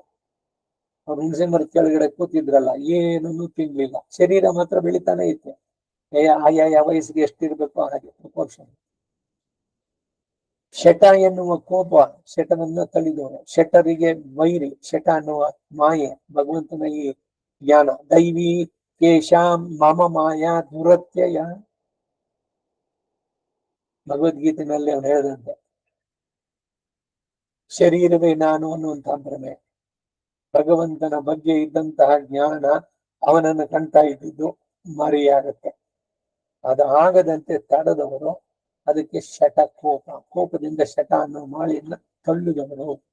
ಶಠಾರಿ, ಶಠರಿಪು, ಶಠಜಿತ್, ಶಠಜಿತ್ ಇವೆಲ್ಲ ಬರುವಂತದ್ದು. ಶಠಕೋಪನ್ ಅರುಳಿನಾಲೆ. ಶಠಕೋಪ, ಶಠ ಅನ್ನೋದು ಠ ಮಹಾಪ್ರಾಣ. ಶಠಕೋಪ ಅದು ನಮಗೆ ಚಡಗೋಪ ಅಂದ್ರೆ ಚಾ ಚಾ ಒಂದೇನೆ ತಮಿಳಿನಲ್ಲಿ ಅಕ್ಷರಗಳು. ಚಡಗೋಪನ್ ಅಲ್ಲ, ಶಠಕೋಪನ್. ಅಂತಂ ಇಲ್ಲ, ಕೊನೆಯೇ ಇಲ್ಲದಂತಹ ಅಪಾರವಾದಂತಹ ಪೇರಿಂಬಂ, ಮಹತ್ತಾರವಾದ ಆನಂದವನ್ನ, ಪರಿಪೂರ್ಣವಾದ ಆನಂದವನ್ನ ಅರುಂದ ಅನುಭವಿಸಲು ಏರ್ಕುಂ ಅರ್ಹರಾದಂತಹ ಅಡಿಯೋಮೈ ಸೇವಕರಾದ ನಮ್ಮನ್ನ ಅರಿವುಡನೆ, ಜ್ಞಾನದೊಡನೆ. ಏನ್ ಜ್ಞಾನ? ಈ ಆತ್ಮ ಭಗವಂತನಿಗೆ ಸೇರಿದ್ದು, ನಾವು ಭಗವಂತನಿಗೆ ಎಂದೆಂದಿಗೂ ಕಿಂಕರರು. ಜ್ಞಾನ ಆನಂದಮಯ ಆತ್ಮ ಶೇಷೋ ಹಿ ಪರಮಾತ್ಮನಃ ಅನ್ನೋದನ್ನ ಚೆನ್ನಾಗಿ ತಿಳಿದವರು ಎಂದು ಸರ್ವಕಾಲದಲ್ಲೂ ಕಾತು ರಕ್ಷಿಸಿ ಜ್ಞಾತೃಗಳಾಗಿಯೂ ಜ್ಞಾನ ಸ್ವರೂಪರಾಗಿಯೂ ಮಾಡಿದ್ದು ಮಾತ್ರವಲ್ಲದೆ, ಜೀವಾತ್ಮರನ್ನ ಸೃಷ್ಟಿ ಸ್ಥಿತಿ ಪ್ರಳಯ ಎಂಬ ಎಲ್ಲ ಕಾಲದಲ್ಲಿಯೂ ಸಂರಕ್ಷಿಸಿ ಮುಂದೈ ಅನಾದಿಯಾಗಿರುವ ಅಂತಹ ವಿನೈ ಪಾಪಗಳ ನಿರೈ ಸಮೂಹದ ಬಳಿಯಲ್ಲಿ ಮಾರ್ಗದಲ್ಲಿ ಒಳುಹಾದ ಎಮ್ಮೈ ಜಾರಿಕೊಳ್ಳದಂತೆ ನಮ್ಮನ್ನ ಋತುಸಾಮಾನ್ಯ ಚಕ್ರದಲ್ಲೇನೆ ಮೊದಲು ಪುನರಪಿ ಜನನಂ ಪುನರಪಿ ಮರಣ, ಮತ್ತೆ ಮತ್ತೆ ಬರೋದು, ಮತ್ತೆ ಸಾಯುವುದು, ಮತ್ತೆ ಬರೋದು. ಒಂದ್ಸಲಿ ಏನು ಒಳ್ಳೆ ಕೆಲಸ ಮಾಡಿದ್ರೆ ಉತ್ತಮ ಜನ್ಮ, ಇನ್ನೊಂದ್ಸಲಿ ಕೆಟ್ಟ ಮಾಡಿದ್ದಕ್ಕೆ ನೀಚ ಜನ್ಮಗಳು, ಕ್ರಿಮಿಕೀಟಗಳು ಮತ್ತೊಂದು ಆಗೋದು ಅಂತ ಸುತ್ತಾ ಇರೋದು. ಅದರಿಂದ ನಾವು ಬಿಡಿಸ್ಕೊಳ್ಳೋದಕ್ಕೆ ಮಾಡಿ ಮುನ್ನಿಲೈ ಪರಮಾತ್ಮನ ರಕ್ಷಣೆಯಲ್ಲಿ ಮೊದಲನೇ ಸ್ಥಾನವಾಗಿರುವಂತಹ ದೇಶಿಕರ್ತಂ ಆಚಾರ್ಯರ, ದೇಶಿಕರು ಅಂತಂದ್ರೆ ವೇದಾಂತೇಶಿಕರಲ್ಲ, ಇಲ್ಲಿ ದೇಶಿಕರು ಹೇಳ್ಬೋದು, ಆಚಾರ್ಯ ಪರಂಪರೆ ಗುರುವಾಗಿ ಗುರುವಿನ ಸ್ಥಾನದಲ್ಲಿ ಮುನ್ನೆ ಎದುರಿಗೆ ಅವರು ಅಂಗೀಕರಿಸುವಂತೆ ಸೇರಿಸಿ ಮಂತಿರಮು ಅಷ್ಟಾಕ್ಷರ ದ್ವಯ ಚರ್ಮ ಶ್ಲೋಕ ಎಂಬ ರಹಸ್ಯ ಮಂತ್ರಗಳನ್ನ ಮಂತಿರತ್ತಿನ್, ಈ ಮಂತ್ರಗಳಲ್ಲಿ ಪ್ರತಿಪಾದಿಸುವಂತಹ ವಳಿಯುಂ ಭಕ್ತಿ ಪ್ರಪತ್ತಿ ಮಾರ್ಗಗಳನ್ನ ಕಾಟಿ ತಿಳಿಸಿ ಮನದಟ್ಟಾಗುವಂತೆ ಸದಾಚಾರ್ಯರುಗಳ ಉಪದೇಶದಿಂದ ತಿಳಿಸಿ ಒಳಿಪಡುತ್ತಿ ಭಕ್ತಿ ಅಥವಾ ಪ್ರಪತ್ತಿಯ ಮಾರ್ಗದಲ್ಲಿ ನಾವು ಪ್ರವರ್ತಿಸುವಂತೆ ಮಾಡಿ ವಾನ್ ಏತಿ, ವಾನ್ ಅಂದ್ರೆ ಬಾನು ಆಕಾಶ, ಇಲ್ಲಿ ಅದು ಅರ್ಚಿರಾದಿ ಮಾರ್ಗ, ಮೇಲಿನ ಲೋಕಗಳಲ್ಲ, ಸ್ವರ್ಗಾದಿ ಲೋಕಗಳು ಇವೆಲ್ಲ ಈ ಭೂಲೋಕದ ಇದಕ್ಕೆ ಸೇರಿದ್ದು. ಭೂಹು ಭುವಃ ಸುವಹ ಮಹಃ ಜನಃ ತಪಃ ಸತ್ಯ, ಏಳು ಲೋಕಗಳಿದೆ. ಈ ಯಾವ ಲೋಕಗಳು ಅಲ್ಲದೆ ನೇರವಾಗಿ ಅರ್ಚಿರಾದಿ ಮಾರ್ಗದಲ್ಲಿ ಪರಮ ಪದಕ್ಕೆ ಸೇರಿಸಿ ಅಡಿಮೈ ಕೊಳ್ಳ. ನಿತ್ಯ ಸೂರಿಗೆ ಯೋಗ್ಯವಾದಂತಹ ಕೈಂಕರ್ಯ ಅವರುಗಳೆಲ್ಲ ಮಾಡ್ತಾರಲ್ಲ, செந்தால் புடையாம் இருந்தால் சிங்காசனமா நின்றால் மரவளையாம் நீள் கடலுள் என்று புனையாம் மணி விளக்காம் ஓம் பட்டாம் பொல்குமரையாம் ತಿರುಮಾರ್ಕ ಅರಬ್. ಆದಿಶೇಷ ಮಾಡೋದು ತಮಿಳಿನಲ್ಲಿ ಹೇಳಿದ್ದೆ. ಸ್ತೋತ್ರ ರತ್ನದಲ್ಲಿ ನಿವಾಸ ಶಯ್ಯಾಸನ ಪಾದುಕಾಂಶಕೋ ಪದಾನ ವರ್ಷಾತ ಪವಾರಣಾದಿಭಿಃ ಶರೀರ ಭೇದೈಸ್ತವಶೇಷತಾಂಗತೈಃ ಯಥೋಚಿತಂ ಚೇತ ಇತೀರಿ ಶೇಷ ಇತೀರಿ ತೇಜನೈಃ. ಆದಿಶೇಷ ಮಾಡುವಂತ ಕೆಲಸ, ವೈನತೆಯ ಮಾಡೋದು, ದಾಸ ಸಖ ವಾಹನ ಮಾಸನಂ ಧ್ವಜ ವಿಸ್ತೇವಿತಾನಂ ವ್ಯಜನಂ ತ್ರಯೀಮಯಃ ಉಪಸ್ಥಿತಂ ತೇನ ಪುರೋಗರುತ್ಮತ ಪದಂಗ್ರಿ ಸಂವರ್ಧಕಿನಂತ ಶೋಭಿನ. ಭಗವಂತ ಕೂತ್ಕೊಂಡ್ರೆ ಸಿಂಹಾಸನವಾಗ್ತಾನೆ. ಚಂದ್ರಾಲ್ ಕಾಲಿಗೆ ಪಾದರಕ್ಷೆ ಆಗ್ತಾನೆ. ಇರುಂದಾಲ್ ಸಿಂಹಾಸನಮ, ನಿಂದಾಲ್ ಮರವಡಿಯ, ನಿಂತ್ಕೊಂಡು ನಡೆಯಕ್ಕೆ ಹೊರಟಂದ್ರೆ ಪಾಲಿಕೆ ಆಗ್ತಾನೆ, ಛತ್ರಿ ಆಗ್ತಾನೆ, ಬೀಸಣಿಗೆ ಆಗ್ತಾನೆ. ಇದೆಲ್ಲ ಅನಂತ ಗರುಡ ವಿಶ್ವಕ್ಸೇನ ಇವರೆಲ್ಲ ಮಾಡೋದು ಸೇರಿ ಸೇವೆ ಭಗವಂತನಿಗೆ. ಆ ರೀತಿ ನಮಗೂ ಕೂಡ ಆ ಕೈಂಕರ್ಯ, ಅನಂತ ಗರುಡ ವಿಶ್ವಕ್ಸೇನ ಮೂರೇ ಜನ ಅಲ್ಲ, ಆ ರೀತಿ ಆದಿ ಅಂತ ಹೇಳ್ತಾರೆ, ಇವರೆಲ್ಲ ಭಗವಂತನು ಮಾಡೋ ಸೇವೆ. ಆ ರೀತಿ ಕೈಂಕರ್ಯವನ್ನ ನಮ್ಮಿಂದ ನಿತ್ಯ ಸೂರಿಗಳಿಗೆ ಯೋಗ್ಯವಾದ ಕೈಂಕರ್ಯವನ್ನ ಸ್ವೀಕರಿಸಲು ತಂದೈ ಎನ್ನಿಂದ ಹಿತೈಷಿಯಾದ ತಂದೆಯಂತೆ ಇರುವಂತಹ ತನಿ, ತನಿ ಅಂದ್ರೇನು? ಅದ್ವಿತೀಯನಾದವನು, ದ ನಾನ್ ಸೆಕೆಂಡ್, ಅವನಂತವನು ಇನ್ನೊಬ್ಬಿಲ್ಲ. ಪೊನ್ನಪ್ಪನ್ ಎನ್ನಪ್ಪನ್ ಮತ್ತಪ್ಪನ್ ಮಣಿಯಪ್ಪನ್ ಭೈರಪ್ಪನ್ ತನ್ನೊಪ್ಪಾರಿಲೊಪ್ಪನ್, ತನಗೆ ಸಮನಾದವರು ಅಧಿಕರಾದವರು ಇಲ್ಲದವನು. ಉಲಹಕ್ಕೋರ್ ತನಿಯಪ್ಪನ್, ಅವನಂತೆ ಇನ್ನೊಬ್ಬ ಇಲ್ಲ. ನಿಸ್ಸಮಾಭ್ಯಧಿಕ. ಹಾಗೆ ತನಿ ಆದಂತಹ ತಿರುಮಾಲ್ ಶ್ರೀಮನ್ನಾರಾಯಣ, ಮಹಾಲಕ್ಷ್ಮಿ ಅಂತ ಇರುವಂತಹ ನಾರಾಯಣನ ತಾಳಿಲ್ ಅಡಿಗಳಲ್ಲಿ ತಲೈ ವೈತು, ತಲೆ ಇಟ್ಟು ನಮಸ್ಕರಿಸಿ ನಾವು ಶರಣ ಹೋದೆವು. ಇಷ್ಟು ಆದದ್ದು ಕೇವಲ ನಮ್ಮ ಷಡಗೋಪ ನಮ್ಮ ಅಣ್ಣಾರವರ ಅರುಳಿನಾನೇ, ಅವನ ಕರುಣೆಯಿಂದನೇ ನಮಗಿದಾಯ್ತು ಅಂತ. ಭಗವಂತನ ನಮಗೆ ಉಪಕಾರ ಮಾಡಿದ್ದು ಈ ಆಳ್ವಾರರ ಕೃಪೆಯಿಂದ.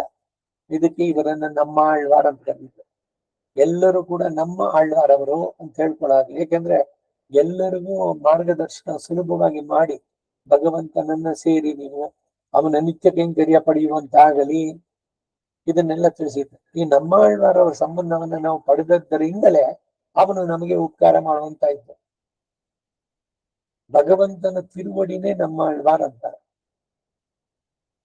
ಲೌಕಿಕವಾಗಿ ಏನ್ ಹೇಳ್ಬೇಕಾದ್ರೆ, ಈಗ ಯಾರೋ ಇನ್ನೊಬ್ಬರನ್ನ ಭೇಟಿ ಆದ್ರೆ ಶ್ರೀ ವೈಷ್ಣವ ಯಾರು ತಿರುವಡಿ ಅಂತ ಕೇಳಿದ್ರು, ಅವರು ಆಂಡವನ್ನ, ಕರಕಾಲ ಮಧ್ವ, ಅಹೋಬಲ ಅಂದ್ರೆ ಅವರಲ್ಲಿ ಸಮಾಶ್ರಯಣ ಪ್ರಪತ್ತಿಯನ್ನ ಮಾಡ್ಕೊಂಡಿದ್ರು. ಸೊ ಅವರ ತಿರುವಡಿ ಇವರು. ಈ ರೀತಿಯಲ್ಲಿ ನಮ್ಮೆಲ್ರಿಗೂ ನಮ್ಮ ಆಳ್ವಾರ, ಅವರ ಮುಖಾಂತರ ನಮಗೆ ಆ ನಮ್ಮಾಳ್ವಾರವರ ಪ್ರಥಮ ಪ್ರಬಂಧವಾದ ತಿರುವಿರುತ್ತದ ಮೊದಲನೇ ಪಾಶ್ರದಲ್ಲಿ ಈ ರಹಸ್ಯ ಅರ್ಥಗಳೆಲ್ಲವೂ ಪ್ರತಿಪಾದಿತವಾಗಿದೆ. ಇದನ್ನ ಭಗವಂತನು ನಮಗೆ ಮಾಡುವ ಉಪಕಾರಗಳನ್ನೆಲ್ಲ ಒಟ್ಟುಗೂಡಿಸಿ ಒಂದೆಡೆ ಹೇಳಲ್ಪಟ್ಟಂತ ಈ ಉಪಕಾರ ಸಂಗ್ರಹ ಎಂಬ ರಹಸ್ಯದಲ್ಲಿ ಮುಂದೆ ವಿಶದವಾಗಿ ಪ್ರತಿಪಾದನೆ ಮಾಡ್ತಾರೆ. ಬರೀ ಇಂಟ್ರೊಡಕ್ಷನ್, ಮೊದಲನೇ ಪಾಶರ ಅಷ್ಟಕ್ಕೆ ಈ ಜಾಗದಲ್ಲಿ ನಿಲ್ಸ್ಕೊಂಡಿರೋಣ. ಮತ್ತೆ ಮುಂದಿನ ವಾರ ಮುಂದುವರಿಸೋಣ. ಕವಿತಾರ್ಕಿಕ ಸಿಂಹಾಯ ಕಲ್ಯಾಣ ಗುಣಶಾಲಿನೇ ಶ್ರೀಮತೆ ವೆಂಕಟೇಶಾಯ ವೇದಾಂತ ಗುರವೇ ನಮಃ. ವಾದಿದ್ವಿಪ ಶಿರೋಭಂಗ ಪಂಚಾನನ ಪರಕ್ರಮ ಶ್ರೀಮಾನ್ ವೆಂಕಟನಾಥಾರ್ಯ ಸ್ಥಿರಂ ವಿಜಯತಾಂ ಭುವಿ. ಶ್ರೀಮತೆ ನಿಗಮಾಂತ ಮಹಾದೇಶಿಕಾಯ ನಮಃ. ಸರ್ವಂ ಶ್ರೀ ವಾಸುದೇವಾರ್ಪಣಮಸ್ತು.